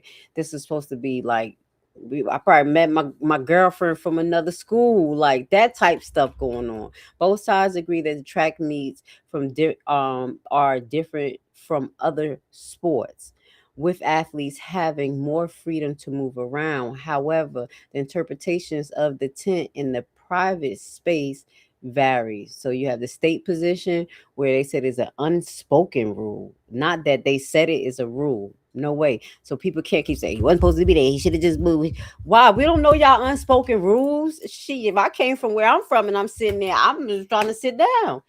I have done that, sat in other people's tent, on their side by mistake and not by mistake, because the sun was on that side. Just shit. They like looking at me because I was the mama from the other side. Be shut up. It's hot. Okay. And then when I cheer for my team, just shut the hell up. It's a game. So it's no rules to that. It's all about decorum and us having some damn self-control. But I'll move forward. I was a football mom. I used to see them fight all types of stuff. This shit is serious for people who only 0.1% will even get into the league, and your kids having a concussion. Please let's not sidebar. This is what all of this is for. The defense position versus which is highlighting Coach Whitaker, highlighting track meets are long led back events with significant downtime. Please excuse me because this is small on my screen. It's not usual for athletes who are friends from other schools to visit other tents for brief friendly conversation. That's a damn lie, and I don't believe that. And that's when we get to the good old boy system. So today, we're going to have to determine or at least pray what we want to happen when it comes to August the 19th and the 20th. And what I pray that will happen is that the judge is removed. Judge Cockroach is removed because severe bias. And I'm glad that they move the appeal papers ahead at this particular hearing, these motions, to recruit him based on something so like administrative. Okay, that gave me some hope because he purposely locked some people out. And I know they can't add testimony to it, but them people have experienced what happened on that day. Those days going in court, being bullied, some people getting in, some people not holding spots. It wasn't how like an open meeting was supposed to be. Y'all, my old viewers know what open meeting act is and how the city could get in trouble for not following it. So this is really good for me. Okay. Also, the undercover deal. No way. No way that was supposed to happen. And his family didn't know ahead of time. Everything is supposed to be transparent. This is why Mike Howard should be disbarred. Y'all better start a petition for that ass. Disbar his ass. Because when y'all listen to this podcast and hear how much they basically prove the state's side, you're going to be pissed off at that son of a bitch. Excuse my language. I'm just being honest. You're going to be pissed off with him. Okay? Because I am. So let me put this on the screen real quick so I can get. So I want you to just picture this. This is going to be the podcast, guys. So we got a few minutes. I'm going to skip through like 7 minutes because it kept talking about the EMT and everything. And I didn't really like that. So This was the major issue before we get to it. A 10-minute ultimatum is what Karmelo had. The defense was given 10 minutes to counsel with Anthony regarding his Fifth Amendment right, his right to go and testify. Do y'all think that's okay? Everybody's purple. Everybody's motherfucking purple. Do you think that's okay? The pressure is on. They couldn't even tell him the day before. You know this wasn't right representation. Seriously? Then the strategy shift, facing the immediate threat of the prosecutor unleashing Anthony's unsealed school disciplinary record and phone contacts, the defense chose to pivot. Anthony ultimately declined to testify, a massive 180 shift from the original trial strategy. So it may have been that Anthony was going to testify. If it is proven that he was going to testify and this deal has something to do with it, which made him change his mind, this lawyer needs to lose his license. He needs to lose his bar license. Did I say enough? So on August 19, the motion to recuse Judge Roach is going to be separate from the August 20th motion for a new trial. The defense will argue that the verdict should be thrown out due to the constitutional violations, jury instruction error. Remember, I said something about the jury instructions. If he did not give him good jury instructions or if it was biased, baby, that was amazing. And collapsed gentleman agreement, the prevention that prevented Anthony from testifying.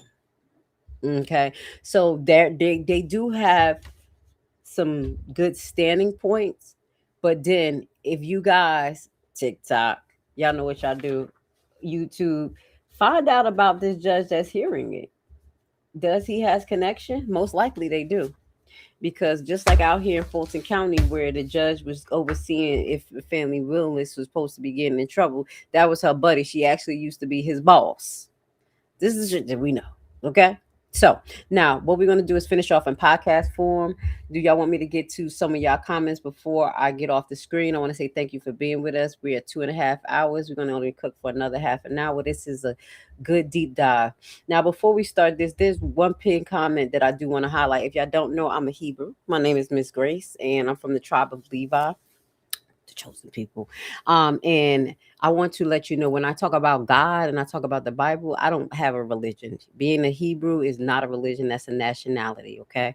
But I'm not even going to the side. Someone put here is religion is one of the main reasons why we have in all of this tyranny. No, hate, the division by color, the trade, the slave trade that happened.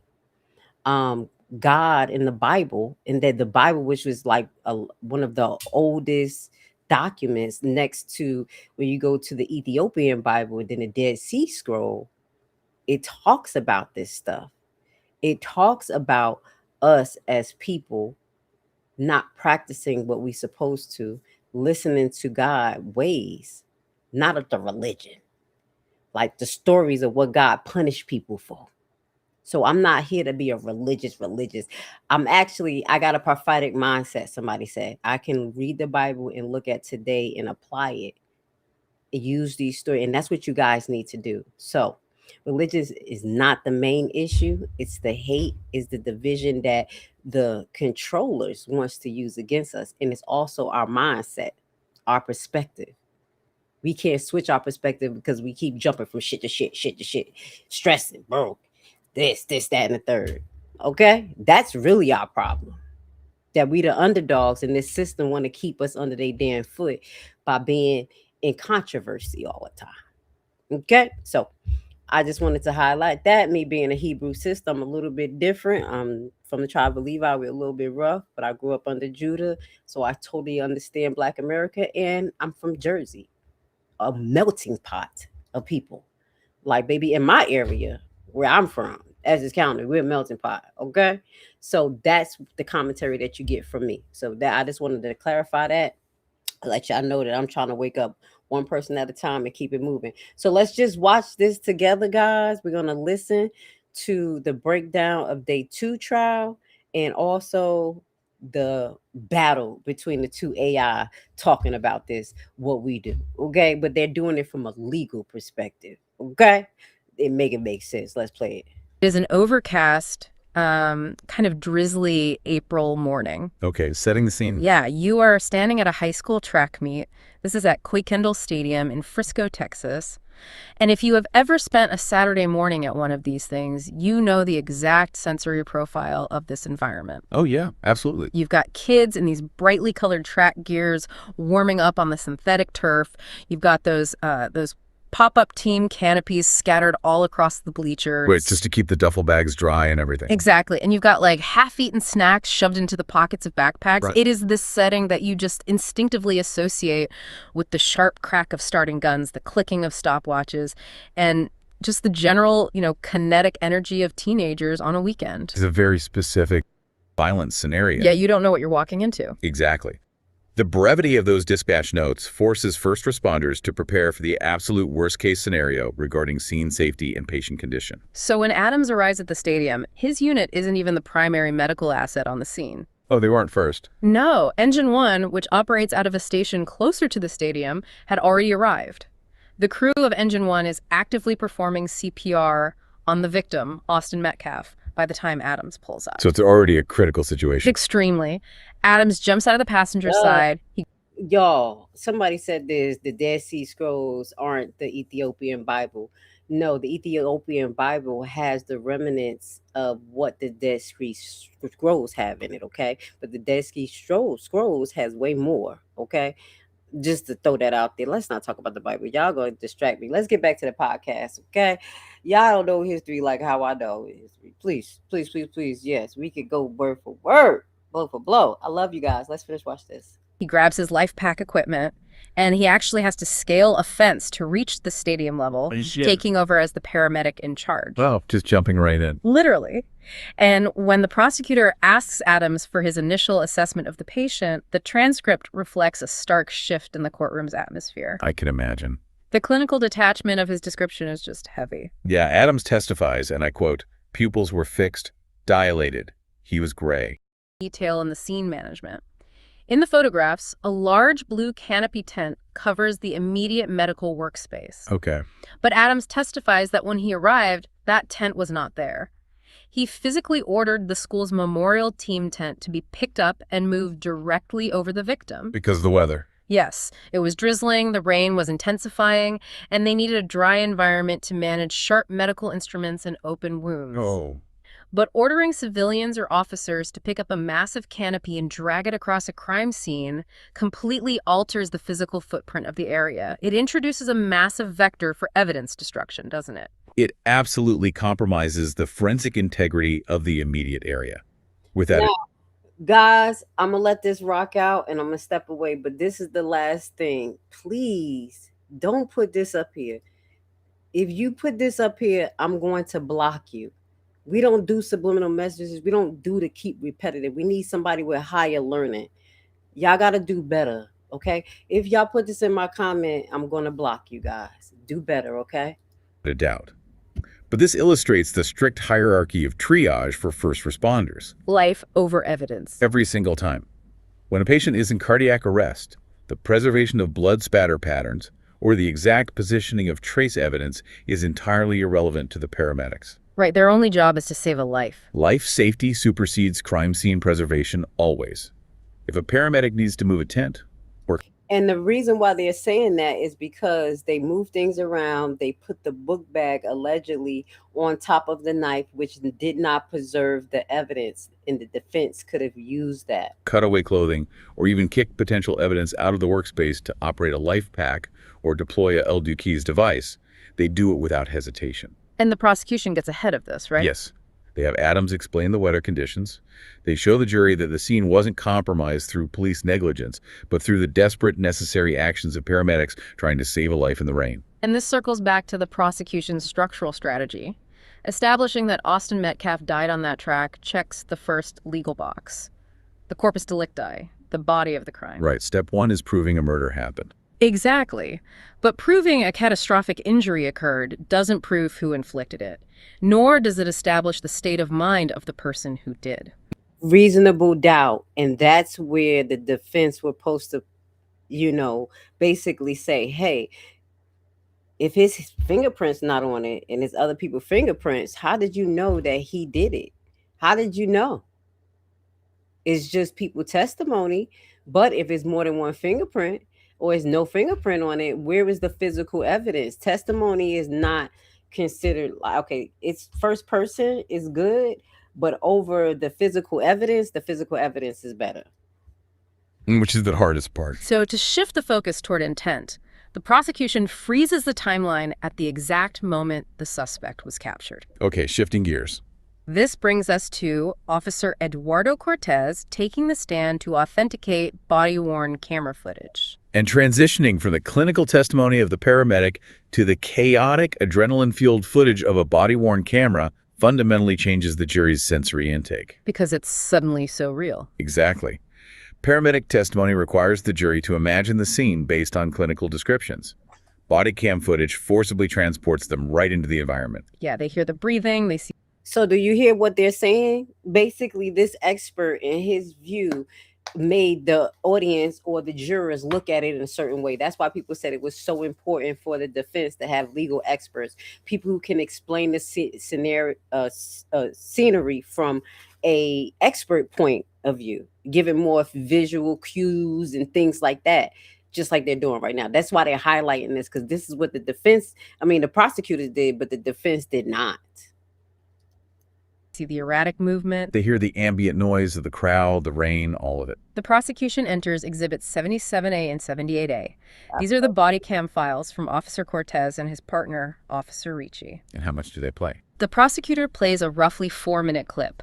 Cortez testifies that the camera requires manual activation. And as he is running from Staley Middle School toward the stadium, you can see his wedding ring on his hand in the frame. Wow. It just paints the suspect as a traumatized kid reacting to a threat, not a cold-blooded aggressor. It practically begs for a self-defense narrative. You might assume that, but the prosecution isn't playing the... The prosecutor plays a roughly 4-minute clip. Cortez testifies that the camera requires manual activation. And as he is running from Staley Middle School toward the stadium, you can see his wedding ring on his hand in the frame. Wow. It's just the visual of the ring juxtaposed with the sprint toward a stabbing is striking. It humanizes the officer immediately. It really does. The footage captures the officers taking the suspect, Karmelo Antony, into custody and walking him down a hill. And on the audio, Karmelo is sobbing and crying heavily. And during the direct examination regarding this audio, the defense attorney initiates a pretty significant legal challenge. What happens? Well, the prosecutor asks Officer Cortez if he hears crying and sobbing from the defendant on the tape, and the defense objects on the grounds of hearsay. Hearsay, just for crying. Yes. They argue that the prosecution is attempting to introduce an out-of-court statement without the defendant taking the stand. That seems like a stretch. The judge thought so too. The judge overrules the objection, noting that crying is a physiological act, not a statement asserting a fact, and therefore falls entirely outside the definition of hearsay. Okay, so the crying is a physiological act, but the crux of the footage is an actual spoken phrase. Right. And mind you, this is the defense that tried to get that out of them talking about him crying. The defense weird. They're weird. They're weird. There are words spoken. Through the sobbing, specifically on Officer Ricci's camera where the audio track is clearer, Karmelo Antony distinctly says, "I told him not to." I told him not to. Yes. That phrase is absolutely a statement, but introducing a weeping teenager saying, "I told him not to," seems like a massive gift to the defense, right? You'd think so. It paints the suspect as a traumatized kid reacting to a threat, not a cold-blooded aggressor. It practically begs for a self-defense narrative. You might assume that, but the prosecution isn't playing the tape for the emotional resonance of the tears. Why then? They're playing it for the cognitive implications of those 6 words. While the statement is technically hearsay, it is an out-of-court statement offered to prove the truth of the matter asserted. It is universally admissible under the statement by a party opponent exception. So because he's the defendant, they can use it. Exactly. The state uses this specific phrase to systematically dismantle any claim of sudden passion or imminent panic. Oh, I see. Yes, I told him not to prove that the defendant was engaged in a verbal negotiation and issued a command prior to the physical violence. So he was thinking, not just reacting. Exactly. It establishes a timeline of cognitive processing. He made a demand, the demand was not met, and he subsequently made a conscious decision to escalate to lethal force. Wow, that completely undercuts the sudden panic. Now, mind you, they're saying that undercuts the sudden panic, but then no one is highlighting what we saw in the video where Austin actually sits down the second time, slides next to Karmelo, then pushes him. That is where things change and it intensifies for Karmelo, in my opinion. Defense. It totally removes the defense's ability to claim he was reacting blindly to a sudden ambush. It anchors his state of mind in a pre-existing dispute rather than a sudden reflex. Yeah. Following the audio, the state introduces Exhibit 69. This is a photograph taken in the back of the patrol vehicle. It documents a specific laceration on Karmelo Antony's left middle finger. And I didn't show you none of that. They had pictures of him being arrested. Okay, an injury to the hand. Officer Cortez testifies he photographed it to preserve the physical state of the suspect at the moment of arrest, regardless of its ultimate forensic value. Which is standard protocol. Documenting minor lacerations on a suspect in a knife crime is crucial. What does the cut on the hand tell them? Well, a cut on the hand holding a knife can indicate the suspect's hand slipped down the blade during a high-force impact, which speaks to the velocity and intent of the strike. Right, if you hit something hard, your hand slides forward. Exactly. Conversely, if the defense argues self-defense, they might attempt to recharacterize that cut as a defensive wound sustained while trying to ward off an attack. So they have to document it immediately. Yes. By photographing it right away, the state locks in the exact nature of the injury before it heals or is altered, allowing forensic experts to debate the mechanics of the laceration later in the trial. Before Officer Cortez concludes his testimony, the prosecution pivots to a specific line of questioning regarding the booking process. This is a very interesting legal detail. Cortez testifies that there was immediate concern regarding whether the suspect was 17 years old or older, because under Texas penal law, a 17-year-old is classified as an adult for criminal proceedings. Right. Texas law is very strict on that. Consequently, Karmelo was transported to the Frisco Police Department jail for processing, not a juvenile detention facility. And the prosecutor makes a point to emphasize this jurisdictional threshold to the jury. Why bring it up at all? Because the setting of the crime, a high school track meet surrounded by students, naturally pushes a jury to view the individuals involved through the lens of adolescence. They see kids. Right. And that's why they portrayed Karmelo the way they did and tried to push him into adult status. The boy didn't even graduate from high school yet. But this is what they do to us. And that's real. By having the arresting officer explicitly state that the suspect was processed in an adult jail under Texas law, the prosecution subtly calibrates the jury's perspective. Reminding them they are judging an adult. Exactly. They are evaluating the actions and culpability of an adult under the law, despite the high school backdrop. That is a brilliant, subtle shift. Very calculated. So with the suspect in custody and the victim transported, the physical footprint of the trial moves from the track up into the bleachers where the altercation actually occurred. The crime scene itself. The state calls Officer Jacob Schels. His objective was to secure the immediate crime scene in the stands prior to the arrival of the specialized crime scene investigators. Getting up there first. Officer Schels testifies to the spatial layout. The murder weapon, a knife, is located between rows 9 and 10. Lower down in the bleachers, between rows 6 and 7, sits a blue Nike Centennial backpack. But again, the most critical variable Schels introduces is the weather. Right, the drizzle. The drizzle that paramedic Adams mentioned has escalated into steady rain, accompanied by increasing wind. Mind you, it looked like it's been like that at the beginning of what we showed you. Okay, it was a reason why he was seeking shelter.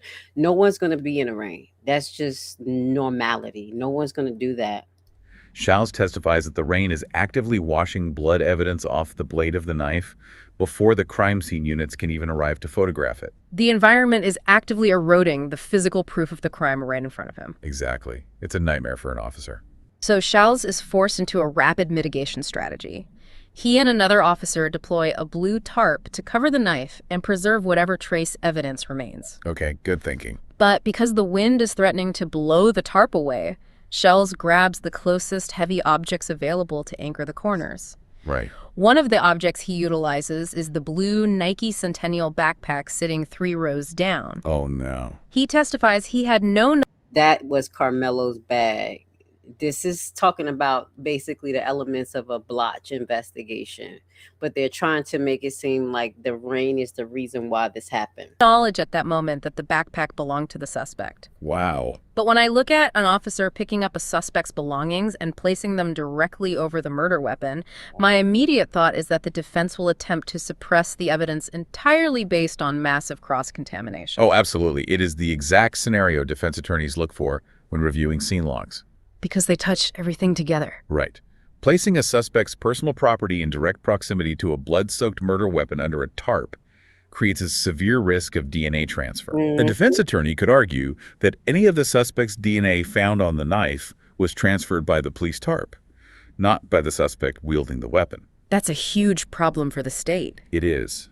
However, the prosecutor, Mr. Mirsky, utilizes a trial tactic known as drawing the sting. Drawing the sting. Yes. Instead of waiting for the defense to expose this contamination during cross-examination and frame it as police incompetence, the prosecution introduces the error themselves during direct examination. They just force the officer to own the messiness of the scene. Precisely. They frame the contamination not as negligence, but as a necessary split-second triage decision forced by the environment. Charles testifies he was losing blood evidence to the rain and had to anchor the tarp immediately. Exactly. By presenting the context of the storm, the prosecution neutralizes the defense's ability to claim a conspiracy of incompetence.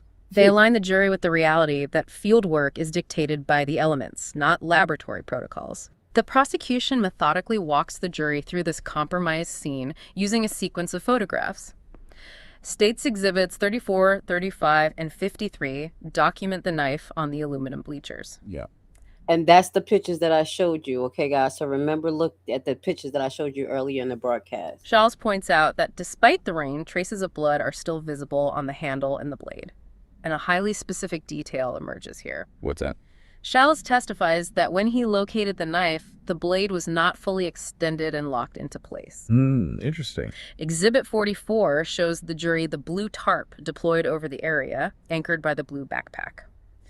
Then the state introduces Exhibit 25. And what is Exhibit 25? It is the physical blue Nike Centennial backpack itself brought right into the courtroom. Okay, this is where the prosecution locks in a seemingly innocuous detail that will become the structural foundation of their entire case. The backpack. Yes. The prosecutor directs Officer Schals to examine the photograph of the backpack sitting on the tarp. He asks Schals to identify the state of the zipper. The zipper? Yes.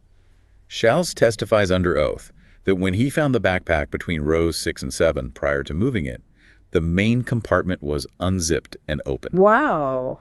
He did not open it, and he did not inventory it at the scene, but he confirms its physical state was open. That is going to be so important later. To accompany the introduction of the backpack, the state makes a fascinating evidentiary maneuver regarding the knife. Okay, what do? They do not hand the actual blood-stained murder weapon to the officer on the stand. Really? Instead, they introduce Exhibit 88, which is a pristine demonstrative duplicate of the knife. A duplicate. The judge admits it for demonstrative purposes only, but why invest the effort in sourcing a replica when you have the actual weapon sitting right there in an evidence box? It is a totally calculated piece of courtroom theater designed to maximize the tactile impact on the jury. Tactile impact. Yes. Think about it. If the prosecutor presents the actual murder weapon, chain of custody and biohazard protocols require the officer to don latex gloves and manipulate the knife delicately. Right. They can't just wave a biohazard around. Exactly. It's often kept sealed in rigid plastic packaging. And that packaging creates a psychological and visual barrier. Exactly. So that's why they use the replica. People was trying to figure out why would they use the replica instead of using the actual knife. And it's because it's theater. It's theater. I want you guys to understand the approach. Even though the state did a more excellent job just throwing everything out and presenting the case, and there was no rebuttal really from the defense. But this was some of the tactics of the why behind them using a replacement knife, because in the bag it would have caused a psychological barrier of the reality of the weapon or the seriousness of the weapon. Between the weapon and the jury. It makes it feel less real. Exactly. By utilizing a pristine duplicate, the prosecutor can instruct the officer to step down from the witness stand, approach the jury box, and physically grip the weapon barehanded. Oh, wow. Right in front of them. Yes. It allows the jury to clearly see the size of the handle, the length of the blade, and the mechanics of the folding mechanism in a real-world, unmediated context. That is incredibly effective. The narrative of the trial then transitions from the rain-swept bleachers to the climate-controlled environment of the police department laboratory. A total shift in tone. The state calls crime scene investigator Stephanie Martin. Her testimony serves to establish the chain of custody and document the forensic processing of the items recovered from the stadium. Investigator Martin's testimony deliberately shifts the tempo of the trial. It slows way down. Yes. After the chaotic narratives of paramedics, running officers, and weather-compromised crime scenes, the meticulous item-by-item cataloging in a bright laboratory reestablishes an atmosphere of absolute procedural control. She authenticates a series of photographs detailing the evidence. Exhibit 48 is Austin Metcalf's shoe. Exhibit 65 is Karmelo's sweatshirt, specifically identified in the record as an Essentials Fear of God brand hoodie. Okay, very specific. Exhibit 66 features a close-up of a white forensic marker indicating a red stain on that sweatshirt. She then moves to Exhibit 62 and 63, which document the internal contents of the blue Nike backpack. The open backpack. Right. Martin catalogs a laptop, car keys, a comb or hair pick, a tube of Aquaphor lotion, a bag of Cheez-Its, and a package of Ozark Trail hand warmers tucked into the bottom pocket. Hearing a forensic investigator clinically catalog Cheez-Its and hand warmers alongside bloody clothing and a murder weapon creates a profound cognitive dissonance. It is entirely jarring. You are... The defense should have used that to show that Karmelo was a regular kid. But again, the state can been able to use it to their advantage. Analyzing the mechanics of a homicide, and suddenly you are inventorying the mundane artifacts of a high school student's Saturday morning. It strips away the clinical detachment of the legal process and violently grounds the narrative in adolescent reality. It really does. But from a strict evidentiary perspective, introducing every single benign item seems like a massive drag on court time. It is extremely time-consuming, but legally mandatory to establish the integrity of the evidence. Because of the chain of custody. Exactly. Under the legal doctrines governing chain of custody, the state must prove that the evidence collected is exactly the evidence presented, free from tampering or alteration. Right, no funny business. If the state only photographed the knife and the laptop, but ignored the snacks and lotion, a skilled defense attorney would immediately attack the methodology. They'd say they were hiding something. They would argue that if the police failed to document the Cheez-Its, they could have easily failed to document other exculpatory evidence, or worse, planted evidence in an undocumented void. That makes total sense. By methodically cataloging every single item, no matter how trivial, the prosecution builds an absolute wall against claims of sloppy forensic work. And it confirms the physical inventory of the bag. More importantly, yes, it sets the parameters for the eyewitness testimony. Now, again, I want you guys to pay attention to the argument. See, the argument that the prosecutor was presenting, Karmelo did it, Karmelo did it. What the defense should have been proving is, yes, I know he did it, but it's not murder beyond a reasonable doubt. It wasn't it wasn't intentional. So instead of letting them keep presenting the same case of this is Karmelo, this is him, this was the knife, this was his bag, this was that, the defense could have admitted and got on ahead of it and said, but yes, we're not saying that it's not Karmelo. He's admitted in this already introduced it to level out what Karmelo said. I did it. The defense was supposed to bring that out. These are things that we kind of learn. This is for the people who are like legal beagles, like law, like to watch things like the YSL trial. This is for us. This is what they should have done in my eyes. Flipped a lot of what the prosecutor actually shown to say, yes, we know that's what happened, but it's the why. And they should have pushed the why more definite. So with that being said, I am going to stop right there. I think we got out to the 3-hour point. I'm not going to get further. I want to say thank you guys for being with us, holding on and having a long attention span. I hope you got some details out of this case that you never even knew exists, because in my own liking, I never knew that Karmelo allegedly had some things on his phone that they didn't want to show. And this was the leverage that the state had. Did y'all know that? So, with that goes to say, I do think he has grounds for appeal. We're going to be coming with a part. I think this is part 5. We're going to go into part 5 later on in the next coming days before the actual 2 dates, and we're going to get into a little bit more. What do I have for part 5? I'm not going to tell you guys, but I already have it lined up. But we are going to get into the true possibilities of him getting a new trial, the reality of it, okay? And we're going to get into a little bit more TikToks to see, can we try to see if this judge is actually connected to the prosecutor or the lawyer. Not the AI pictures, but we're going to see what we find, because there's some videos that's out there that they push down in the algorithm, and I seem to find it. I'm just keeping it real. So with that goes to say, I want to tell you guys, I want to say thank you so much for being here with Miss Grace. Y'all are amazing. I appreciate you guys. Next time y'all won't see me with my scarf, I'm letting my braids chill. I had to do my little braids. So I'm going to get cute for y'all next time.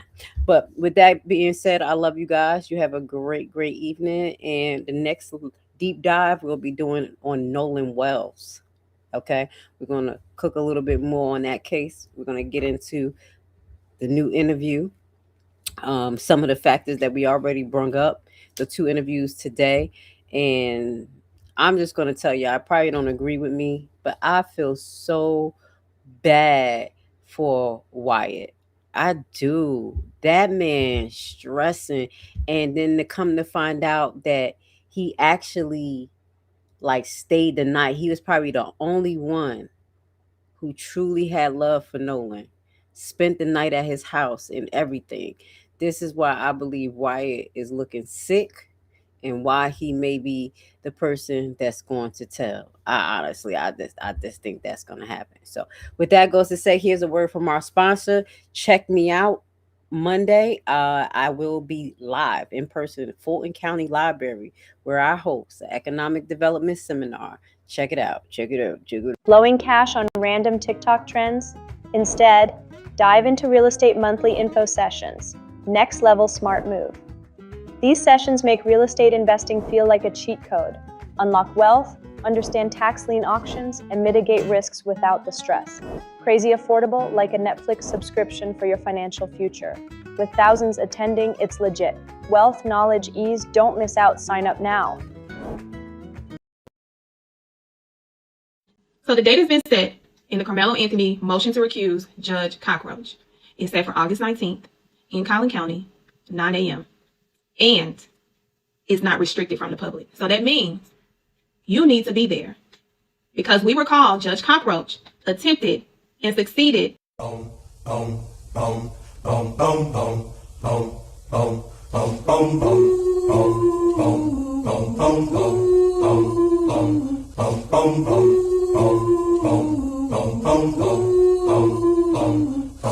G